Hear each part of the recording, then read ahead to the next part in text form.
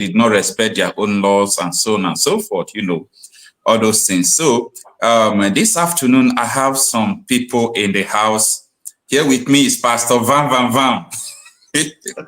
Good afternoon, my brother. Thanks for joining me. And I have another of my brother Isaac. Good afternoon, and thanks for joining me. Happy Sunday to you all. If you are not a Christian, happy weekend to you all, or happy new week to say. And today is my birthday. I'm 34 years today. You see, we have a lot of time to continue in this struggle. I'm still young. I'm not like you.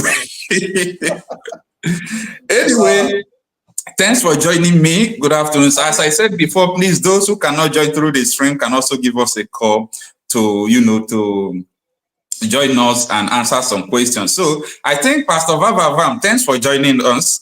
You don't need more introduction. You are everywhere on social media, but you have a lot of questions to answer. Also, our brother that comes to life, Brother Isaac, once you are here, you have a lot of questions to answer. And I will ask Pastor Van. Let me start from you. Gowon, who led the Nigeria and Biafra war in 1970s, he is 89 years old, and he is relocating out of Nigeria to London. This is the man who fought and killed a lot of people just to keep the boundary, artificial boundary, that the how would I say it? I will not say Europeans, I will not say the new colonies, but I don't know the adjective to qualify these people. They came to your land, conquer you, turn you into slave, draw boundary for you.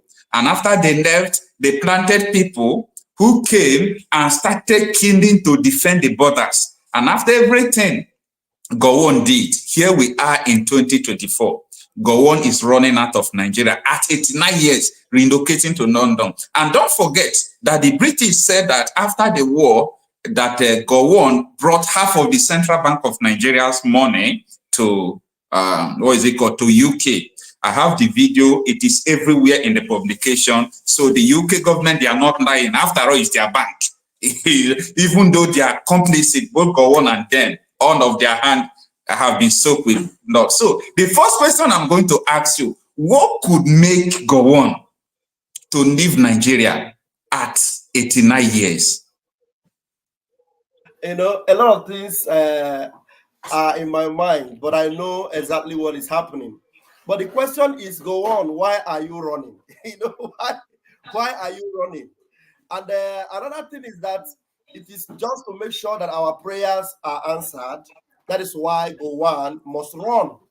Because Gowon must run because he has to be alive. As I'm talking to you now, there are prayer warriors everywhere praying for Gowon to be alive. Our Prime Minister declared a prayer mountain for Gowon because Gowon must be alive to see the declaration of Biafra.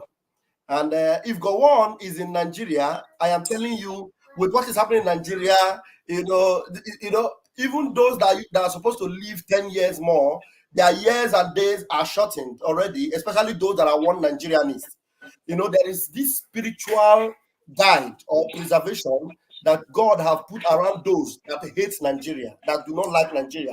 Because if you do not love Nigeria, then that means your life is secured in the hands of Chukwokike, and then you will do everything to protect yourself also. But when you love Nigeria, I bet you with my 10 fingers and my 10 toes, Nigeria will happen to you. So because Gowon loves Nigeria... Is it a crime to love Nigeria? Yeah. It's a crime. Now, when you love Nigeria, your lifespan will definitely reduce. So if Gowon remains in Nigeria, he's not going to live beyond this year. But definitely he has to run. He has a few days more to live, and he must see Biafra. Our Prime Minister told us that we must pray for Gowon to see the declaration of Biafra. That particular thing he fought against, that Biafra he fought against, that truth that he refused to speak, the truth that people like Danjuma have been speaking. Danjuma, who fought against Biafra, have told these people that the military, they collude, that there are terrible things they do in that country, that if you are dependent on the military, you will lose your life. But Gowon keeps saying, otherwise. But today he's running. He has to be safe until after December 2nd, because Biafra will be declared on December 2nd, redeclared, not declared, redeclared on December 2nd, and Biafrans will defend right. land.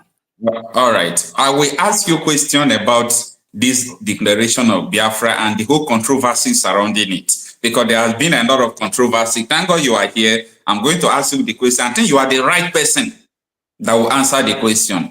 And but other people are saying that because of insecurity, you know, Plateau and Jos, I think Gowon is from Jos, right?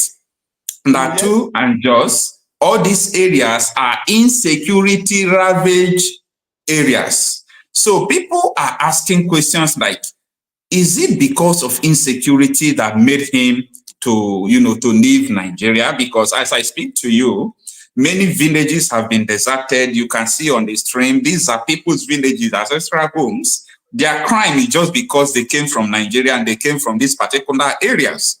And nobody is talking about all these things. You understand? Nobody is talking about them. These are people's homes. These people did not commit any crime. These people did not, you know, do anything bad that is contrary to the natural justice and equity.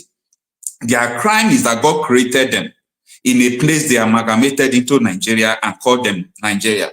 So all these terrorists, they came, they called themselves bandits, they came, they sacked them out of their community. So people are asking questions. Is it because of all this insecurity? Is that the main reason why Gowon left Nigeria? It's just a question. Now, insecurity definitely is part of it. And another thing is that at the age that he is right now, you know, anything could happen to him, and he can never get Medicare that will sustain him in Nigeria. Even the best of the best in Nigeria of medical facilities cannot be compared with what you even have in South Africa or in anywhere in Western in Europe. So that's also, but insecurity is also part of it. You know, talking about insecurity, they might think he is in Abuja or in Lagos. I'm telling you that the insecurity is growing like wildfire, and it is spreading even into down to the, you know, urban areas right now. The insecurity is going to urban areas. One of our brothers that traveled down, you know, to that part of the world, it didn't take how many days, he was kidnapped. You know, I'm sure he was in a very secure and a safe place. You know, and then the truth is that Nigeria is completely insecure. So, and also Gowon knows that there's no way he can get Medicare to keep him alive in the zoo. You know, because some of them, they don't even want to die. Actually, they want to continue to live even while others are dying. You see, their current president, he's always flying to France and all what have you. In Aso Rock, they say they have a clinic that they invest billions upon billions every tenure, but there's no paracetamol in their not every tenure, every year, because every budget money reflects billions of naira reflected.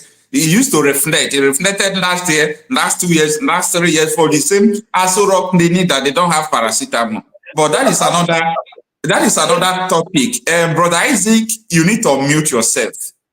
You see, the chief of army officer, he came on 25th of September to tell us that we have only 2 million security personnel in Nigeria, both the custom, the army, the police, the civil defense, and so on and so forth. That these 2 million can't give security to 200 million people. That is number one military man telling you that they can't defend you. And Nigerians don't know what that means. Nigerians are playing with it. Nigerians are just trying to take this thing for granted. And another thing about this is that most of these people now, he said they are 2 million. Most of them are terrorists. I have proof of what I'm saying, in the sense that terrorists have infiltrated into the Nigerian army. Terrorists have infiltrated them because they induct Boko Haram members. They call them repentant Boko Haram and they put them inside them. And those people, in a way wrong, they will sabotage everything. Just for example, take a look at this video now. This is a military officer who was stealing ammunition, bullets to go and sell to the bandits, and he was a repentant Boko Haram member. Take a look.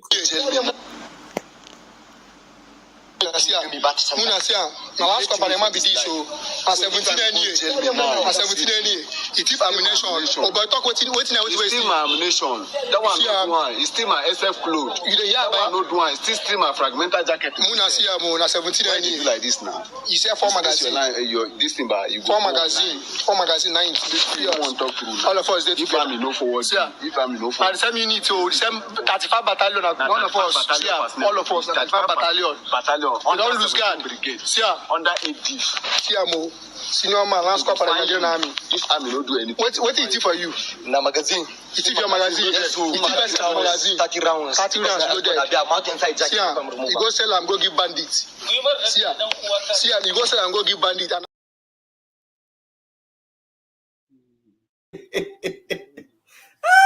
Zoo. You know, say that man now, that these people that brought this thing out, watch the news very soon. You will hear that man they are trying to punish now will be the one that will be free. Those people that expose him, they will court-martial them and dismiss them. That is just it. That is just it. Anyway, Brother Isaac, the question is over to you. And the question is this. What do you think people should do if the army said that from the north, not only people in the southeast, not only people in the southwest or south, that they don't have the capacity to protect Nigerians? What do you think that people in Nigeria should do? No, we can't hear you. You have to be audible. You have to be audible. We can't hear you. It sounded very, very poor. Okay, I can hear you, but very, very little. Yeah, I don't know why. Maybe he did not activate his volume. You have to activate your volume over there. Activate your volume so that we can hear you. He has to go out. He has to go out and come back in and make sure that he accepts audio. You have to accept audio, yeah. You have to go out, come back again. Come back again. Accept the audio before you yes. to speak. Yeah. So now before he comes back, because this question is for him, let's begin to talk about the issue of Fanloid McCall and legend about what the DSS was doing. And people were saying what Nnamdi Kanu did during the court proceedings last time, it wasn't a bad thing. So before he returns back, let us visit what Nnamdi Kanu said during the court proceedings last session.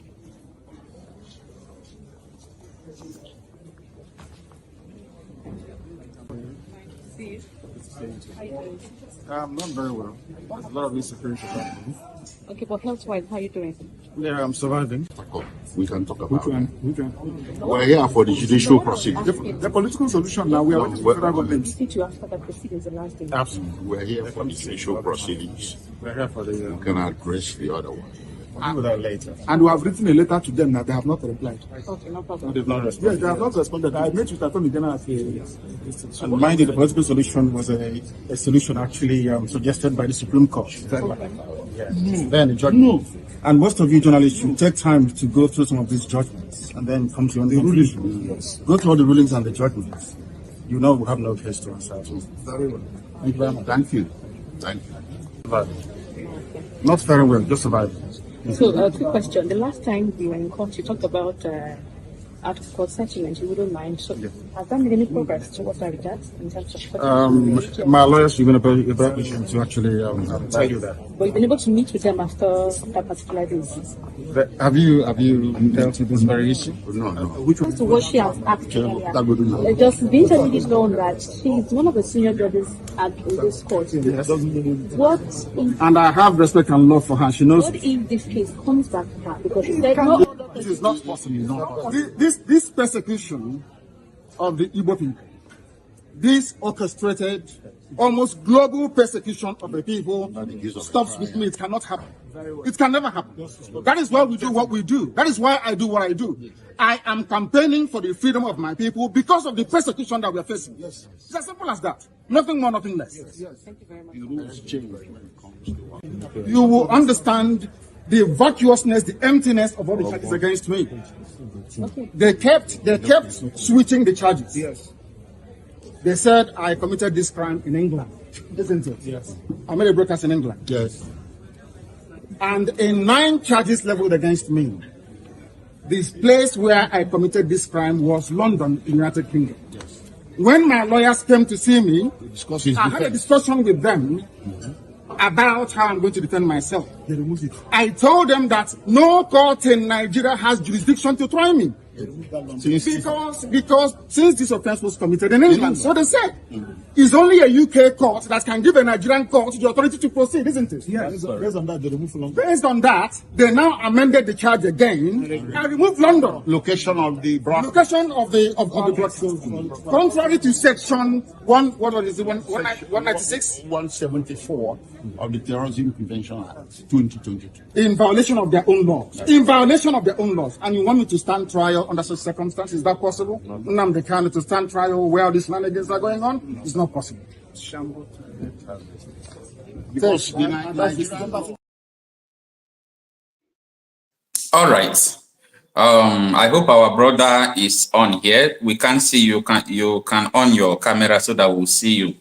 So one thing is sure: once you know your rights, once you stand up to the truth, you will be declared an enemy. So what Nnamdi Kanu is saying there is that, look at, you can't try me. It's not Nnamdi Kanu you will try in this manner. You can try with other people, but not me. And they asked him, you have been here getting to 4 years. Why can't you just follow up with them and make sure that they finish everything? He said he has stayed there for 4 years, then the 5th year will not kill him. That is a man that knows what he's talking about and what he's saying. And for so many people who are in Nigeria who don't even understand what Nnamdi Kanu is doing, you might be seeing him that, oh, Nnamdi Kanu is just stubborn. He's just stubborn. It's just because of his people. No, it is because of you as well. It is because of you. When Sowore first said that he want to carry out revolution in Nigeria, they arrested him. But today, everybody is now shouting revolution, revolution. Both people in APC now, they are saying they need revolution. But you know one thing, that revolution, they will not see it now until they have suffered for what they sow, because whatever a man sow, you will reap. So until we begin to reap what we sow to the end, we will not be able to wake up from this number. Yeah, Mazo Kocha, please permit me to outline this. When Mazin Nnamdi Kanu said, I have spent 4 years here, and not that the 5th one will not kill me. What does he go out to show? He goes out to show that this is not a man desperate to come out and be free. He's a man desperate to free his people, no matter how long it takes. Because many of the people that are portraying themselves as lovers of Mazin Nnamdi Kanu and that are telling us what you are doing is going to jeopardize Mazin Nnamdi Kanu's position, they will not set him free. You cannot see that Mazin Nnamdi Kanu is not desperate to be free. Mazin Nnamdi Kanu, he himself is not desperate to be free. He is desperate for Biafra to be free. Put this on record. So you understand that this man, if he is desperate to be free, for him, like the journalists of the zoo, those brown envelope journalists that doesn't understand what freedom means. For them, freedom means themselves. That's why you will see one politician will steal money and he will be eating it with his family while others are suffering. Freedom for them is personal. But for him, freedom is for his own country, his own people. Like Jesus Christ died for the world. Mazin Nnamdi Kanu put his life out for Biafrans. So for him, he is ready to remain there as long as it takes, so far as his people will be free. So if he comes out tomorrow and his people are not free, he would rather remain in there. Because the reason why he was in there is for his people to be free. And that's why when they told him, don't you think it will delay? He told them that delaying doesn't mean anything to me. What means a lot to me is justice being served at the end. If Mandela spent 27 years in prison, what justifies it is that at the end of the day, South Africa got their independence. Yeah. That all the people they call freedom fighters in this world, that they fought freedom and did everything, what actually put icing on the cake is that at the end of the day, they got the freedom they are fighting for. It doesn't matter how long they suffer. But for some of our African people, Simon Ekpa is causing trouble. He's destroying. He will jeopardize Mazin Nnamdi Kanu's position. Mazin Nnamdi Kanu is ready to put his position on the line as long as Biafrans are yet to be free. Now, let me ask you a question. I have a lot of questions in my inbox now. And these questions are directed to you. First of all, the insecurity in the Southeast.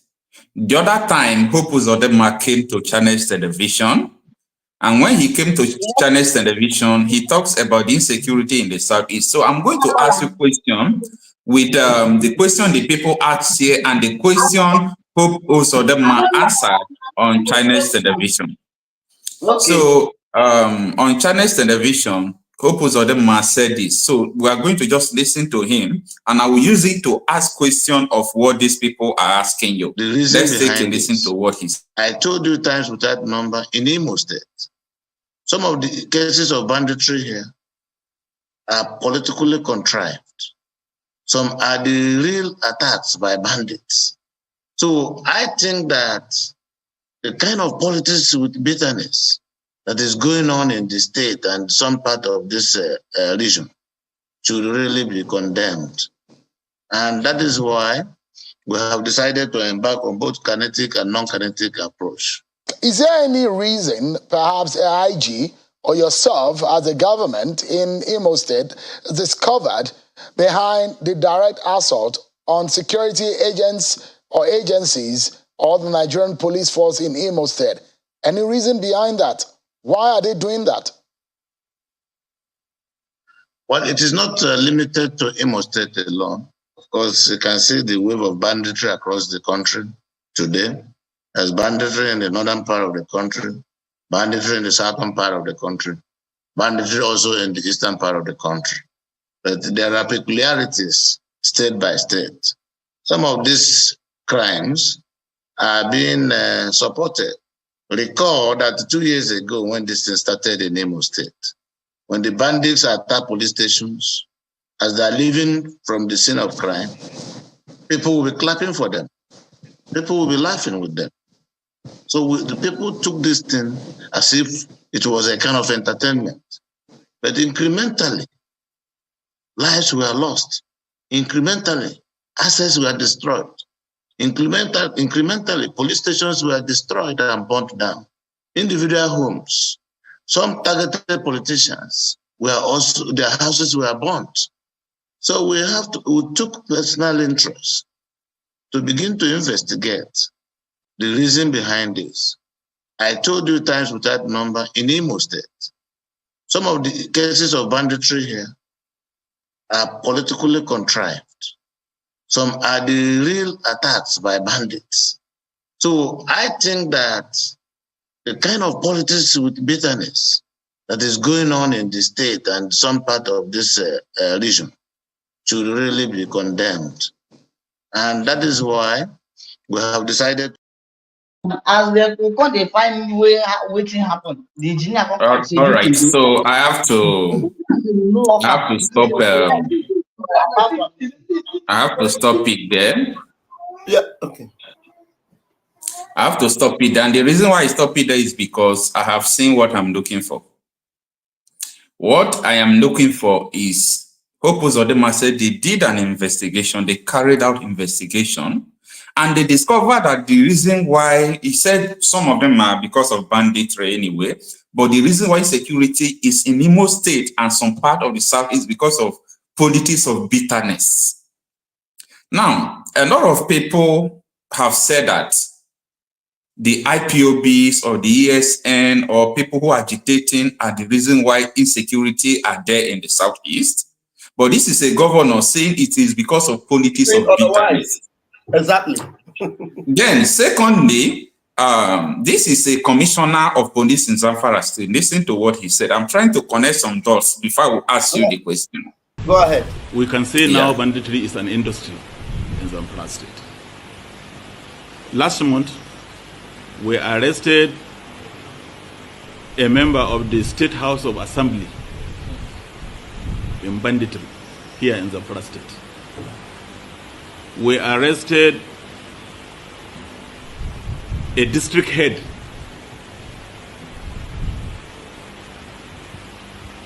we also as well arrested a former local government chairman. So you can see that involvement of this class of people in banditry is making the situation to become more and more complex. So, in essence, I can say that all caliber of people now are involved. All manner of people.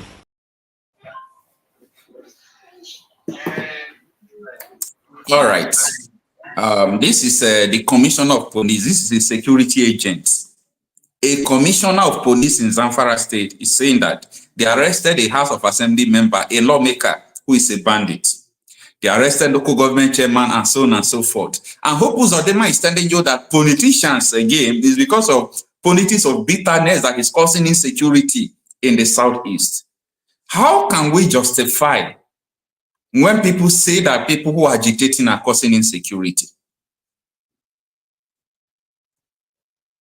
Thank you. You can now see that people who are, when they say people who are agitating are causing insecurity, you will now find out who are the people saying it. Who are the people saying it? That means it's the people that have some selfish interest, or who are actually part of the instruments that the political criminals are using. Because when you now imagine that people that claim they are fighting for Biafra, suddenly you hear them saying Samaneka is causing trouble in the Southeast. What do you call it? What do they don't even, they say IPOB, the other wing, they call it a wing of IPOB, and the one causing the fraction. But you see, the politicians themselves are saying they're not even, Hope Uzodinma is not even blaming IPOB. He's not even targeting IPOB. He said it is politicians, politics of envy, or politics of bitterness. Politics of bitterness. You understand? But he knows what is happening. It is not about politics of bitterness. He knows that what is causing insecurity, are the invited terrorists that are in Biafra land. The terrorists in Biafra, the army, Nigerian army in Biafra land, they are the ones. And those that are taking care of them are those that are actually securing our land. Who are they? We, the Biafra Liberation Army, our men on ground, are the ones taking care of them. And so when people begin to call us that are warding away, or stopping this incoming of the terrorist army into Biafra land, when they call us terrorists, you will know that they are those people calling us terrorists, or those people calling us that we are causing insecurity, are the ones actually working with these political criminals. They are the ones, because we have not. There is nowhere you will see that Biafra Liberation Army have gone after citizens, because when Biafra Liberation Army go on the streets, they are even being welcomed. People play with them. It is when the Nigerian army are on the streets that people run away. You see them shooting sporadically into houses. You see them, buying people. Okay. Now the question I want to ask you: do you think that without all this gun, without all this war, that the Biafra restoration will not happen? Sorry, come again. My little boy was distracting me. Okay. I said, do you think that maybe if there is no war, if there is no fight and all those things, do you think that Biafra restoration will not come? No, the Biafra restoration, whichever way, whether they come with war or they come with fight, or they allow it to come in peace, whichever way, Biafra restoration must come. It is something that we have determined. And the truth is that nobody is calling for war. Nobody is calling for war. There is nowhere you will see our PM calling for war, or somebody calling for war. They are the ones that are insisting that the Nigeria unity is not negotiable. You understand? And when they say it's not negotiable, it means that when we decide to protect our land, they come after us. And when they come after us, we will protect our land. If nobody comes after Biafra for our restoration, we have called for referendum. They didn't want to give us that chance. Then we have to go to follow the international law, and by international diplomacy, we have gone on our self-referendum, and which everyone that understands what is playing out have accepted it. And now we have more than 50 million votes. So if with that alone, Nobody wants to listen to us, and then we declare Biafra, and they don't want to face it. They come for war. No, we are not afraid for war. So whether by war or by peace, Biafra must come, whichever way. So okay, now you are not. If you ask any Yoruba man, any Hausa man, including the Efik, the Ibibios, the most that will be better for them. That is what they believe. They divide Nigeria to be better for them. Then I think you still believe the same thing. But the question I'm going to ask you, what gives you more passion? Why do you spend 90% of your time talking about this issue of Biafra and so on and so forth? What motivates you? What every day you see what is happening in Nigeria, our motivation increases. You know, most of the time when I even watch your program, your analysis are top notch. You bring out the true things that are happening in Nigeria that the mainstream media in Nigeria are not bringing out. You bring out the real thing that will make you know that Nigeria, there is nothing that will save it. Even recently on your station, you played one of the videos that even Sowore himself admitted that election cannot save Nigeria. So what else will motivate me? So while they are going to the polls and talking about election, even Sowore that kept talking about election is now telling the people that election will not save Nigeria. So that means my motivation grows more. So because if we are calling that, look, let everybody go their separate ways and they are coming after us to kill us, that means we are going to fight to make sure we have our freedom. So all right, let's listen to that video you just mentioned. Let's see his concept and intention. I was arrested in 2019 before revolution. It still happened. Yeah. I was restricted to Abuja. We still made NSAS happen. So I was not in Nigeria, and bad governance happened. So I'm not even big deal anymore in this struggle. Yeah. You guys have become more radical than myself. So anybody that is wasting his time plotting some plots, you are just wasting your time because Nigerians have reached a point where they are no longer afraid of death. Yes. Because the Tinubu regime has killed us with economic policies, with political policies.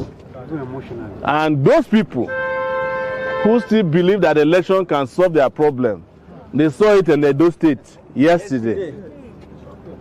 They packaged the election.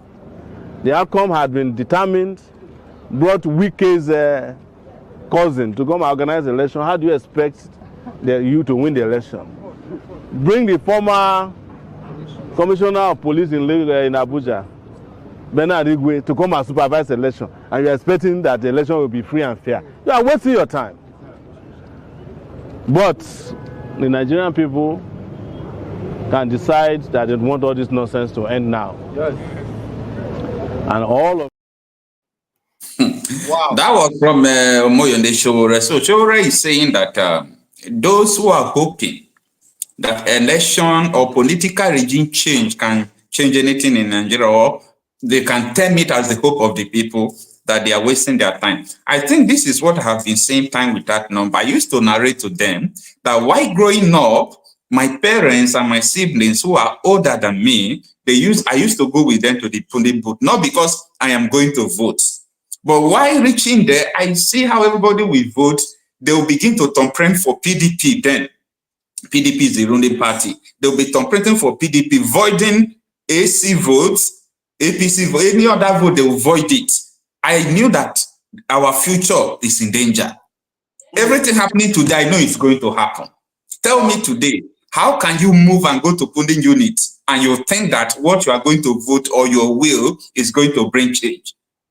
People hate the truth. People don't want to understand the truth. But that will not prevent us not to say the truth.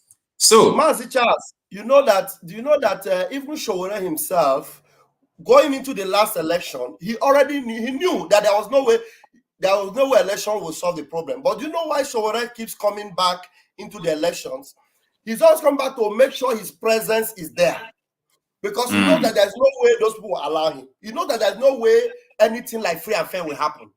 The only person that I know deliberately deceived Biafrans or deceive Nigerians is somebody like Peter Obi, who already knew that Atiku is a criminal, Tinubu is a criminal, and these are the people he bowed to. And he went into the same election. That even though he saw the outcome of the election, he was, instead of taking the advantage to go for the revolution that would have ended everything once and for all, he was telling them, no, don't go and fight. He will go to court. Which court? And at the end of the day, look at what is happening. Now, Showore have come out to tell them openly. He's not the only one. Adeyonju also said it recently that Nigeria is completely ruined and there is no way you can get it back. You can't say that. These are people that are hardcore political, instruments in Nigeria. And let us listen to what Deji said, so that people will not just believe that you are just saying it. It's on the nation. And I must also add that the productive sector of our economy are the young people. And these young people, they don't use siren, they don't use convoys, and also they are not even captured in the economic indices of our country. Let me give you a simple analogy how doomed this country is. You see, among the police, only 13,000 police officers are engaged in fighting banditry and terrorist activities. 13,000. But go to the first CID, go and check. You can even use FOI to check this. 130,000 are following big men up and down. 130,000 are following big men up and down. In the Senate alone, and that's Senate and House of Reps alone, there are 3,600 police people attached to these jobless senators and House of Rep people. Why will insecurity not persist in the country? If you see one small boy, just because he does Yahoo, he commands 4 or 5 policemen. That's why the country is fucked. I'm sorry to use the word, the F word. The country is doomed for real, and there's no coming back from it. Any nation where the police, the SSS, the army are subcontracted to politicians instead of policing the nation can never work. Forget about this cosmetic surgery and all these things. And believe me, as we are here, I can assure you that there are more than 200 conferences going on in Abuja right now. Nothing comes out of these conferences. Absolutely nothing. If you go to Merit House, if you go to Transcorp, if you go to Sheraton, if you go to Ibro Hotel, even here, I think there are about 4 or 5 conferences going on here today. These are conferences, you print conference material, they do flyer, they do banner, we are wasting time in this country. Nigeria needs active citizens who will just wake up early in the morning on a faithful Wednesday or Thursday or Friday and occupy the entire nation and demand for reform and demand that these armed robbers, these buccaneers who are in the National Assembly, that they must stop stealing. A situation where you have the national budget, and 80% of the national budget is stolen. Is stolen. Blatantly stolen. And you expect me, you tell me that things can work. A situation where in a country, somebody stands in a church and says, lion carried him on his back. And people actually believe. People believe. So how do you want such a nation to work? And again, can you really blame them? You can't blame them, because go and check all nations of the earth where governments have failed, people turn to God and religion. That's why you see people. Are you not surprised that Nigerians are calling on God of Israel? Israel is calling on Iron Dome for protection. So having said that, it's also important to say that if not for social media, where will we have been able to see the Akpabios of this world that will tell citizens and insult them that while you are protesting, I'll be eaten? You know, if not for social media, how would we have seen Yabelo resisting arrest by EFCC? If not for social media, how will we have been able to see the First Lady fooling around planting something in her backyard? and that is the only way to develop an economy. If not for social media, how will we have been able to know the abracadabra of Dangote and the NNPC and all their wuru-wuru? If not for social media, how will we have been able to see the miracle of Off Your Mic? You remember when the other man was accused of stealing 80-something billion naira, and he suddenly, immediately they started asking him questions in the National Assembly. He fainted. You know, if not for social media, how will we have been able to see the exposure of tribal bigots online who tells Igbos not to vote in Lagos in their own country on election day? If not for social media, how will we have been able to see the level of brigandry during elections and electioneering, where Edo election is just coming up in a few days? The last election in Edo, a reporter was reporting that APC is sharing 5,000. PDP is sharing 5,000. Everybody is collecting and everybody is happy. If not for social media, how will we have been able to see those unethical practices? Again, if not for social media, how will we have been able to see the young man from China who exposes corruption and skill, the lecturer from Kano, Dambelo, who is Tulumbu's friend? If not for social media, how will we have been able to see that? If not for social media, how will we have been able to see the APC national chairman, Gandola, stuffing his Babariga with dollars? This is what they want to regulate. Don't allow them to regulate social media. Social media remains the conscience of the citizenry. If not for social media, how will we have been able to know that they have renamed Nigeria Federal Republic of Rice? Every problem, they believe that rice is the solution. If not for social media, finally, I know my time is up, and I'm so sorry. If not for social media, how will we have been able to harness the power and the dynamism of the youth during End SARS, End Bad Governance, and other social...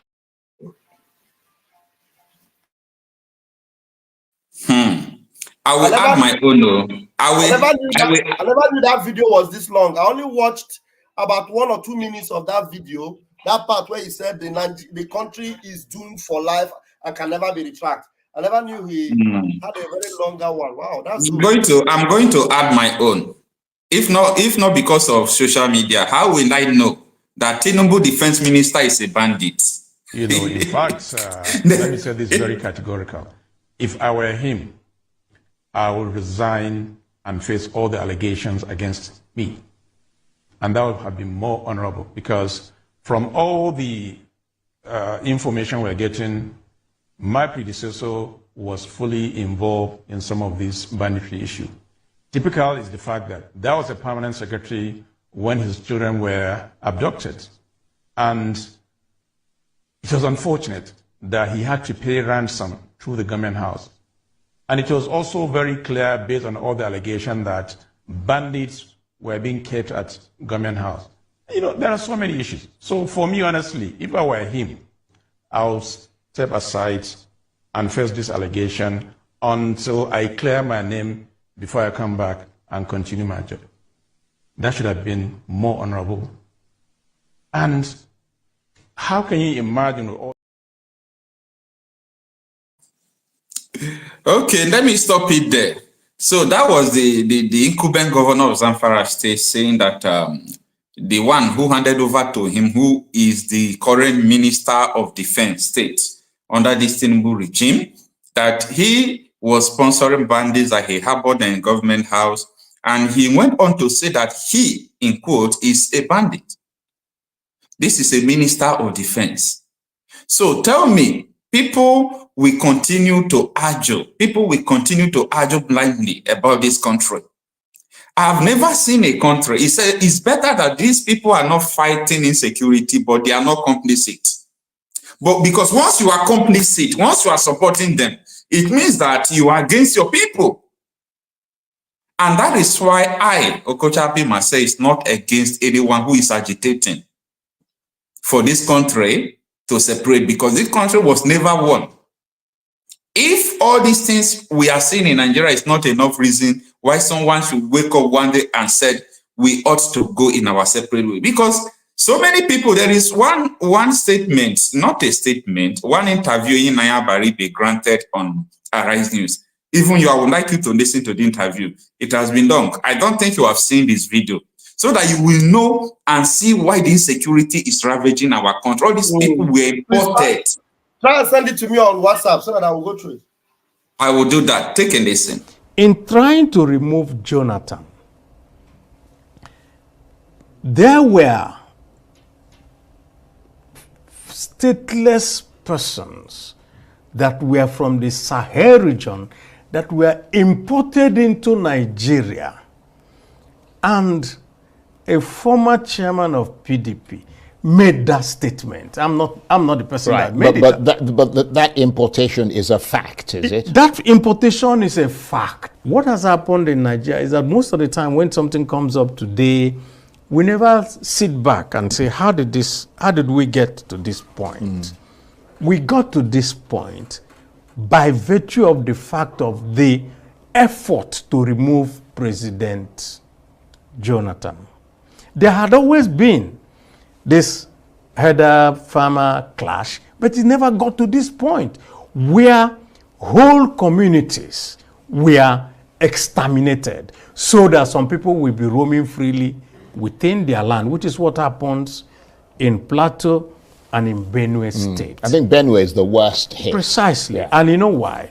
Because most of the banks of the Benue is lush because it's watered by the Benue River. And so they want, these people came and they want. And who are these people? And that's a question that we have not dealt with. The bill first said that we have to confine these people to the ranches within their states of origin. And somebody woke up and said, no, every Nigerian has a right to go around. There's no such thing like a state of origin. Why will anybody make that statement? Reason is that in trying to remove Jonathan, there were stateless persons that were from the Sahel region that were imported into Nigeria, and a former chairman of PDP made that statement. I'm not the person that made it. But that importation is a fact, is it? That importation is a fact. If you ask any Nigerian Fulani, he will tell you that there's something called the Bororo Fulani. And that Bororo Fulani are these imported ones. They don't own land. Therefore, what they want to do is to settle in Nigeria. They were given free passage, let me just say it, by the Buhari regime. And we were shouting at that time, don't bring people into Nigeria who are not Nigerians. They won't have sympathy. They won't know what has happened. All they want to do is displace you, take over your place, and roam freely within that place. But there were cattle herders as well. They were, but the Nigerian cattle herders were not carrying AK-47 rifles and other. So these guys brought their guns. So these guys brought their guns with them. First thing they did was to start to rustle the cattle belonging to Nigerians. And so a Nigerian herder who loses his cattle has nowhere else to go. He becomes part of them because he is given, okay, you either join us or you got nothing. And some of them, of course, joined. And so we have this complicated problem. All right. I think and we'll this stop the video complicated problem is what we want to. You know why I'm laughing? Any Naya Baribe said that, he said they now have a complicated. Now, that is how Nigeria anyway, the point. Yeah, the point I'm trying to bring out from there is that a lot of people don't know what is going on. So Nnamdi Kanu was saying that during the Goodluck Jonathan era, for them to remove Goodluck, they imported terrorists. Which government on earth, after seeing your country because of power, you imported terrorists into the country to help you to fight for power? Which kind of government? Where on earth do you see that? What it did was that even those normal herdsmen that were just herdsmen have now been absorbed into terrorism. They don't have choice. They don't have choice than to join them. They don't have choice, because if you don't join them, they will take your cattle. That is what this senator is trying. And after this thing happened, you saw this interview with Doyo Kukwe. Listen to what he said about Buhari then. In this country, say that any attempt to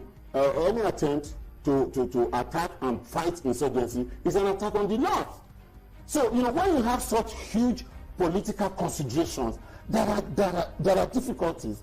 I mean, Buhari said that in the newspaper. General Buhari said that any attack on Boko Haram is an attack on the North. So what do you do as a government? So you want to attack Boko Haram, at the same time, a leader, a respected person in society, somebody who carries, I mean, the last vote, the last election, over 12 million people voted for him from the North. A man like that, you cannot ignore him. Now he says that if you continue to attack Boko Haram, you are attacking the North. You must be careful. A very well-known leader in this country said that any attempt to Okay.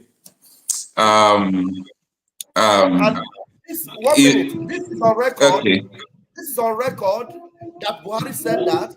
It is on record that Pantami was involved. It is on record that all these things happened, and yet there are people still saying we are one Nigeria. This is crazy. Now, unbelievable. Not only that, I know that a lot of people don't like this man called T.Y. Danjuma because of the role he played in this Nigeria before. But there is something he said that I don't like making videos without playing this video. Let's listen to this. It's a mini state. It's a mini Nigeria composed of various ethnic groups living together reasonably peacefully. But the peace in this state is under assault. There's an attempt at ethnic cleansing in this state, and of course in all the riverine states of Nigeria. We must resist it. We must stop it. Every one of us must rise up. The armed forces are not neutral. They collude. They collude. They collude with the armed bandits that kill people, kill Nigerians. They facilitate their movements. They cover them. If you are depending on the armed forces to stop the killings, you will all die one by one. The ethnic cleansing must stop in Taraba State. It must stop in all the states of Nigeria. Otherwise, Somalia will be a child's play. I ask every one of you to be alert and defend your country, defend your territory, defend your state. You have nowhere else to go. You have nowhere else to go. Mazima said, I have a question for you. I have a question for you from this. Now, the question I have is this. There are people that are still saying, because if this man is saying that military are involved and these people are coming to buy people and that they should protect themselves, you have no place to go. Now, to protect yourself, do you protect yourself peacefully? Do you guide yourself and protect yourself peacefully? Yeah, I have answered that question with a video where Falana came to Channels Television to tell Nigerians that you have the right to live. That if someone is coming to kill you with AK-47, you have a right to use AK-47 to defend yourself. If someone is coming to kill you with stick, you have a right to use stick to defend yourself. That was what Femi Falana, senior advocate of Nigeria, said on Channels Television. So because I'm not a lawyer, that is why I normally refer to that video. So that was a senior advocate of Nigeria telling you that if terrorists came to kill you with AK-47, you have a right to use AK-47 to defend yourself. No, I ask you that question because Nnamdi Kanu himself even told us that there is no country in this world that got their freedom through a peaceful means. But today there are a set of people, we call them IPOB Nigeria, that are saying that IPOB is a peaceful organization. We will get our freedom by peaceful means. Nnamdi Kanu have always been a peaceful agitator. There's no way you can kill people to get freedom. And that's Theophilus Danjuma talking, and that was Femi Falana talking. And then how do you now reconcile these people that say they are freedom fighters and they are representing Nnamdi Kanu, which is obviously not true because Nnamdi Kanu told us himself that there's nowhere in the world where anybody got their freedom through a peaceful means, and there's no way you can fight, you can defend yourself in a peaceful way because these people are coming in as terrorists with guns, with AK-47, and you want to protect yourself in a peaceful way. I don't understand. Thank you. You have already answered that by telling us you use a video of Falana to answer it, which is very correct. Thank you. All right. Thank you so much, sir. I think now I want to switch to voice call. A lot of people have been calling. So let us still hear from people who are on the phone. Let us hear what they think or what they believe, not forgetting that the chief of army officer said that they don't have capacity to protect us any longer. So every Nigerian is on a death row. You might just come out here, they will kidnap you. Day before yesterday, 16 persons were kidnapped in my community. You cannot see something like that on news media, on a mainstream. And sometimes if we come out here to talk, people don't know the pain why we talk. People don't understand the reason why we talk. Because even what is going on in Nigeria, you cannot see it on the news media. And people are just dying anyhow, every day. And people think that maybe we can continue like this. Anyway, stay with me. 1 minute before you take the call, you know there's a statement that Juma made that is very famous with Nnamdi Kanu. Very famous statement. Danjuma said that if we do not do anything, Somalia will be a child's play. Nnamdi Kanu said, if we, if you are alive in Nigeria today, you should start looking for Somalia visa because Somalia will become like paradise. So Somalia will be a child's play and Somalia will become like paradise, which is to say Somalia will be even better than Nigeria. All right, that was from the chief of army officer. We have in the house here Mr. Ndiogo Chibuzo. Good afternoon, sir. Good afternoon. Thank you very much.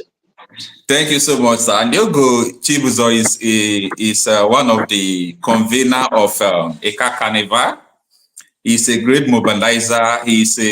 Let me call him an activist. He's not just a politician, but an activist. Anyway, he is also working with the Delta State Governor, and he has a platform, Talk to Sheriff, and he also the special advisor to the Delta State Governor on youth mobilization. I don't think if I'm correct with that, sir. Yeah, special assistant, youth mobilization. Okay, and also he's the CEO of Unravel Innovation. He's into branding and printing. Thanks for joining us, sir. Thank God that you are from a federal constituency, and the issue of insecurity in our federal constituency is nothing to write about. But it's not limited to our federal constituency. It's all about the nation. It's holistic.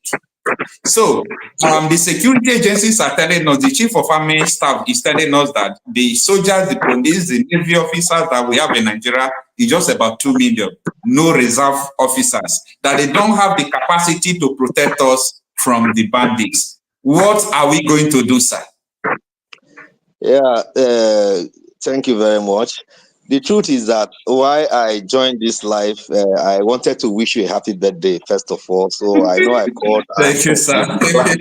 You declined my call and said you're on live. So I immediately went for that to see what the discourse is all about. So getting there, it happens to be one of the greatest things that is affecting Nigeria and the world at large, which is insecurity. Yeah. So insecurity is one of the challenges that is affecting us as a people at the moment. Then the IGP talking about the police not being enough. Of course, even the little ones we have they have all been attached to VIPs and VVIPs. So even the 2 million is not even up to the number of persons that are available to protect or go against the bandit and the insecurity. Because you can find out a particular VIP can have up to 6 to 7 security personnel guiding just one person. Then you talk about the wife, you talk about the children. So at the point, one VIP is having up to 12 security personnel armed that is guiding just a family. So imagine the number of VIPs we have. And you look at the station, you find out that we don't even have enough security personnel in their offices who are supposed to be fighting this insecurity. That is where the challenges should be first of all tackled. What do we do? The truth is, several times they have written to personnel that they should withdraw the VIPs. But in this very moment I speak to you, all of those things have not worked. You know, it's not possible. It's not possible. Okay, sir. I was playing this video of Danjuma. I have a lot of videos I'm supposed to play, but let it not be that I'm repeating it. T.Y. Danjuma was former chief of army staff. He was former defense minister. He was telling us that the military and police are colluding with the bandits. That if we are hoping to realize security from them, that we will die one after the other. Yeah, that's true. Like back then, in memory of late General Sani Abacha, former head of state of Nigeria, said if insurgency lasts for 24 hours, you know that the military, the police, and the top hierarchy persons are benefiting from it, and which is true. So, you see, most of these places where this insecurity is going on, they have precious materials that are mining. So most of Borno, Zamfara, and the host, Zamfara, they mine gold. So in Borno, they mine this this mineral, one of the most expensive minerals in the world is being mined in Borno State. So you see, most of the places where you have this insecurity is because of what they are doing at the back section of it. So anywhere that there is insecurity, there is something illegal that is going on in that direction. That is just the truth. So instead of it to stop, most of these our persons, most time the government fuel it to continue because they mine these things legally and make money at the back room of it. It is far from stopping. That is just the truth. Except they are willing to remove hand from those illegal mines and declare it government owned. Like the oils in the Niger Delta is the resources for the whole Nigerians. But the gold in Zamfara and the minerals in all those other places in the north is just for a few. You see, that is the problem. So those are the things that are putting the highest level of insecurity, and that is why it will not stop over there. Anyway, sir, I don't know if you are in the position to answer this question. I'm aware that in a land we have oil. Yes, of course we do have oil in the canal. But when I controlled the Nigeria oil producing communities as updated by the federal government last 2 months, why is it that the Car Nation is not among? No, you see, you don't generalize a section, a federal constituency.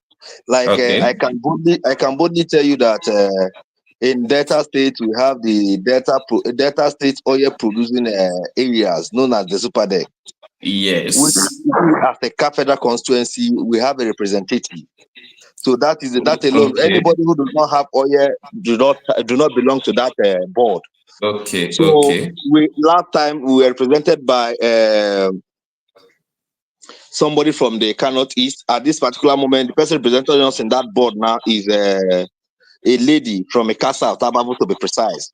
So we are not disputing that part. If we as a Car Nation have oil, we do have oil. We do have oil. Okay. Thank you so much, sir. I really appreciate it. You know, we have few politicians who speak the truth. Yeah, you know, okay, go on. If it is other politicians, like yesterday, one honorable member called me from Abia State. He was saying that he understands how constructive my argument about insecurity and all those things are, but I should make sure that when I'm talking about the issue of the release of Nnamdi Kanu, that I should not offend the federal government. So I asked him a question. I said, sir, but what I'm saying, is it true or not?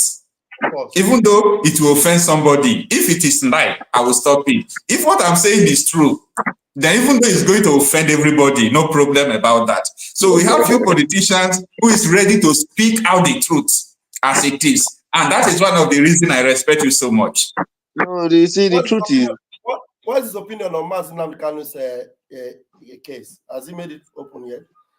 Aliogu Chibuzo, what's your opinion about what's going on with Nnamdi Kanu? Well, I have a friend in my primary base, Asaba, who is so much attached to Nnamdi Kanu's advocacy. For me, I don't have a problem with Nnamdi Kanu, but I have just one challenge where he got it all wrong. You see, when you want to agitate for a federation, or you want to seek a separation from an existing body, there is a way you go about it. I called that my friend. I said, okay, we want Biafra. We want Biafra. Who are the stakeholders of Biafra? Now you have drawn a map, though the map must have existed beforehand.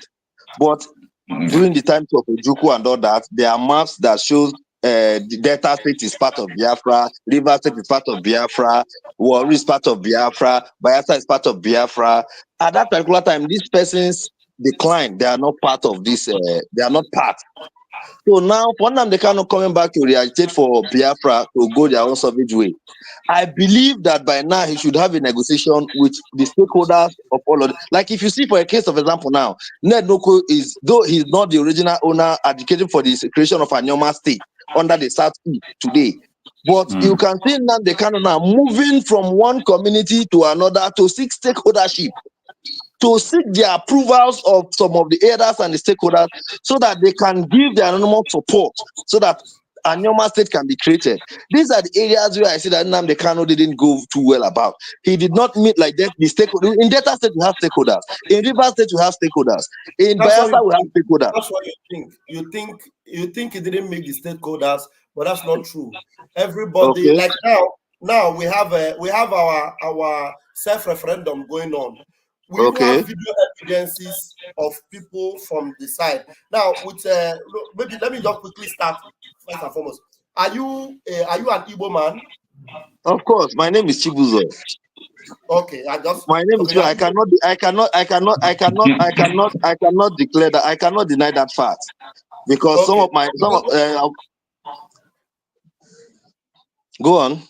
Well, why I asked it and you have answered very correctly, and I am satisfied with that answer, because some people, you ask them, are you Igbo? They will say, no, I am Delta Igbo. Then that is where I'll begin to see some foolishness in some people. But you have really responded well, because you have already even told me by your name that you are an Igbo man. So that makes you a very educated person and one that understands who you are, where you are from. Because somebody from Agbo or from Asaba, and with his name, like Chibuzo, you ask him, are you an Igbo man? He said, no, I'm not an Igbo man. I am Delta. I am South-South. And that South-South is another issue again, because there's nothing like South-South.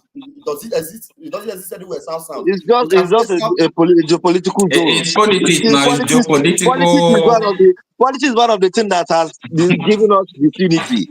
It's political zone. So that is not the truth. It only exists in the zoo. It doesn't exist anywhere else with these kind of things. And now, these stakeholders you are talking about, we have had our self-referendum. There are video evidences of people from your area, from every area in those places, voting in our self-referendum. We have gotten from some areas in that part of Biafra land. Okay, wait. You know, he's very busy, so that he will finish talking to us before he will leave. When you say selected, I can come into my village. I'm from Otolopo in the Kanotis local government of Delta State. I can come into my village and say I want to do something. And because I'm in from Utulubu, I go to Utulubu, I just pick those people who are not recognized and said I have picked some persons as members of a referendum. When I know that there are people who take decision on that particular matter. People who were picked for a referendum are not key holders or people who are supposed to make such decisions. That is why you see most times they try to have one or two programs of the IPOB in Asaba. They get them stopped at every time. Because if the key persons who are supposed to take their decisions are there, I believe they cannot be stopped. They would have allowed them peacefully to do whatever they want to do. The last time I know when they did some 30 years, they came to Abo, they were stopped within some boys and youth took them off in Asaba, the same thing. So, but if the real stakeholders were behind those actions, they wouldn't have been stopped. Give me 1 minute, just 1 minute. I'm here with you. These stakeholders that are talking about are most of these political, instruments, those that are working with politicians, those that will not have the interest of the people. This political system that have failed. The political system in Nigeria, you have seen people and most of them don't want. That is the issue he's talking about. Most of the politicians are not supporting the Biafra, and they are supposed to be the stakeholder. So you got to and they don't have much people. They are not even known. Just for example, like Nnamdi Kanu. One Nnamdi Kanu was still on the street. He was interviewed by one journalist. The journalist was saying, Kate Henshaw saying she doesn't believe in Biafra, and then that you are forcing them into Biafra. Nnamdi Kanu challenged the journalist and said, let me go to Kate Henshaw village and let Kate Henshaw come to that village. That I will have more people that will stand with me than those that will support Kate Henshaw in her village. And that is true. Completely true. Even today, as I'm talking to you, we're talking about we Biafrans. In other parts that are not Biafra, there are people that are wishing that they could be from where Nnamdi Kanu is from. A Yoruba man is saying, please allow Nnamdi Kanu to go, because by the time what is about to happen to Nigeria will happen, I want to seek asylum in Biafra. So you're telling us to be looking for stakeholders. Anyway, Pastor Bava, you see, I understand what he's saying. And he has a point. What he's trying to say is that for me, maybe Nnamdi Kanu supposed not to be left everything for. Maybe some persons around him as well, they are supposed to also contribute to this diplomacy. You understand? They can't leave everything for one person. All this referendum issue, politics. Let me just say, Biafra secession, Nnamdi Kanu started not violently, to be sincere. He started not violently. So he started talking to Ohanaeze Ndigbo, started talking to some politicians, but some politicians said, no, we don't want Biafra. So I believe that some politicians were resisting those things, and why the politicians were resisting those things, the reason why these people were agitating for Biafra is still increasing. Like all this insecurity we are seeing, just like about the first said, the same people were adopted from my village. It's not in the news, nobody's talking about it, and tomorrow you ask the community not to seek for self-help, they will seek for it. But I believe that the diplomacy is very important. Yeah, there's somebody on the phone. He is from your constituency. He's from the constituency of my brother, and he's on the phone, so he wants to speak just in a minute. Let's give him the audience, because I'm sure there are many callers from your end. So let's give Ife Chukwudi from your constituency. He's calling for your constituency. So, and I'm happy that I got this call. Mazi Ife Chukwudi, you are on the phone now. Please go ahead and speak. Yes. Yes. Please be very fast about it, because we are just with time. Go ahead, please. Swagbo. I greet everybody in the house. Okay. This our brother that is speaking there. I know the family very well. Yes, they are from Otolupu. I know the family very, very well.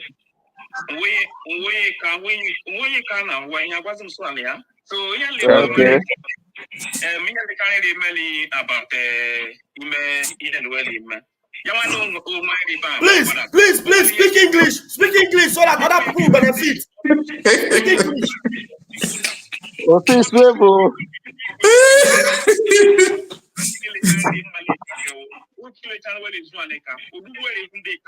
Please, Mazi, speak English. Speak English. No, speak English. Speak English so that others will benefit, please. Yeah, okay, I can speak English, but I wanted to know that. Don't worry, just speak English. So one thing I have to say is that what is going on in our land, the people that are movement, not one, not two, many people are involved in the movement. Many. It's not something that the reason why the thing is not open is because of the system of Nigerian government. Because everything they want to do is to suppress our people. They don't want anybody to speak. They don't want you to do the right thing. You understand? Our brother here, he knows exactly what is going. I don't know if he knows, but something that is going on in a bank today. You know, our people in a bank, people in a bank, some of them have to change their name before they can get a job in Benin. We, the Eka people, we are not okay with it.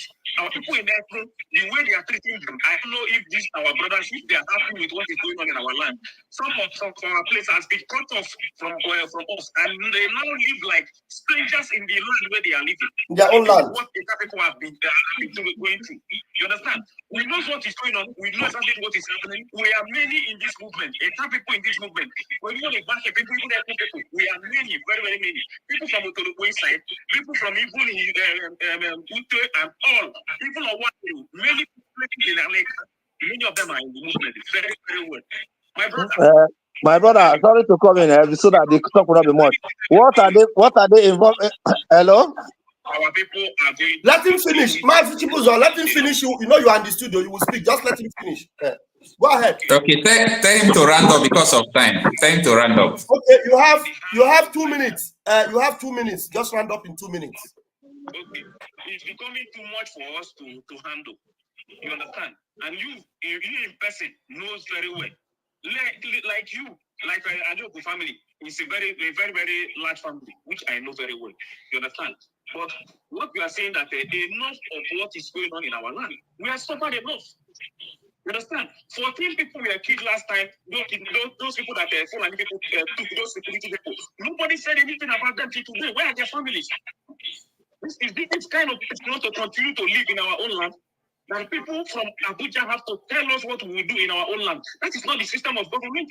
You understand? That is not the system of government we want. We want a government where Eka people will say that this is what we want and this is going to. That is exactly what is going to happen in Eka land. We are speaking enough. Nobody is speaking for us. I can tell you, let me just end it here. I can tell you that as Eka people, many as Eka people are many in the movement. We are much in the movement. I can tell you that because the reason why it's not open is because of the system of Nigeria. Because we play to speak about this movement. All right. So give him time to respond. Yeah, you respond, and then remember that the man you are talking about, what's his name again? That senator that is looking for states Senator Ned Nwoko. What benefit have this senator been to your people for all the years he has been a senator? No, he just about 2 to 3 years. He's trying. Just about 2 to 3 years. He's just 18 to 20 months old. 18 to 20 months. Senator Net is trying. There is no dispute about that. You see, what my brother is, what is my brother? What my brother? Any senator will try in the Nigerian system. Wait, let him respond to that. Mazi, my brother that just spoke and said they are fully in the movement. Which of the movement is it? Is it the one for the animal creation or the one for the Biafra? I want to be clear. He's talking about Biafra. He was talking about the movement for the Biafra. Yeah. Then he talked about the challenges of having a job and changing their name because they are from a cash-picking side. This cash-picking side of you see, that is what what they are suffering there is minor compared to when the IBOB comes and so many other persons is going to be marginalized. I have to be very frank with you. So thinking that the part of better state, part of this, part of that, part of what, some of the major stakeholders that say we are the ones that started Biafra are still going to marginalize so many states that is going to be under Biafra. It will finally come to realization. Do you believe? Do you know so? So the truth is, whichever mindset that everybody possesses, I am not against none. But whichever way, when whatever we seek comes to us, let us be able to accommodate everyone collectively. But my fact and my submissions remain that in my language they say onyo hu a tree does not make a forest. This fight is not just a fight for Nnamdi Kanu alone. That is why I said it's a fight that is supposed to be collectively done. Nnamdi Kanu is not alone. Nnamdi Kanu is not alone. Now today we have when Master Nnamdi Kanu was on the stage, there was nothing like a United States of Biafra. Today we have. So who is it with? Is it with Johannes Ndibo? Is it with some other bodies who are recognized? Who is Johannes Ndibo? You see, I don't know. I don't know where these people are getting. Who is Johannes Ndibo? What have Johannes Ndibo done for you? Who is Johannes Ndibo? They have not really done anything for me. But these are some of the stakeholders I'm talking about that can have a say. We actually. Hold on. Even when you look at international recognition from UN or whatever, that when you see some of these IPOB, they tell you that very soon the UN will declare the state of Biafra. They cannot just declare it alone to one man. It is something they see that collectively. These are some of the things people have to understand. Let me tell you what is going on. Okay, Pastor Van, let me ask you a question. Let me ask you a question, because a lot of people are asking me the question, and the question is direct to you.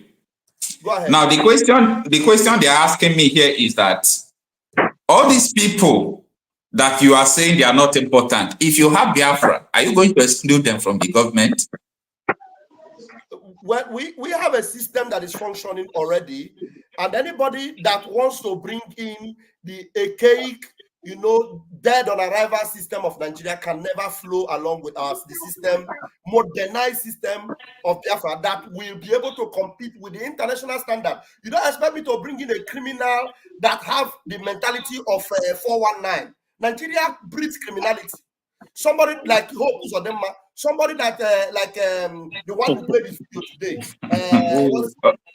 Okay, let me go to question number 2, because the questions are many. Just cut it short. So you don't expect Biafrans to go back to the people that they have given the benefit of doubt for years, and they continue to remain a dilapidated state. Sorry, Mr. Marcel. These are the challenges you are facing from you people who are really agitating more for this Biafra. You don't believe that every other stakeholders that do not believe exactly in your own particular ideology that they are collectively carried. Then where do you want to do them when it finally comes? These are the continual challenges you are talking about. Mazi Chibuzo, it depends on what you mean by carry. Carry how? How do you carry? Do you carry people along in falsehood or in deceit? Everything we have known is all deceit and lies. And now we are having a system that is loaded with integrity and sincerity and honesty. So these people that have that mentality of they'll pay you or before you do anything. It will let me ask you the second question.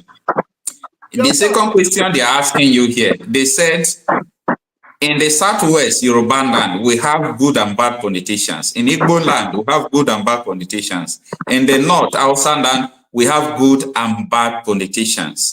If you have your Biafra today, you will still have bad people among you.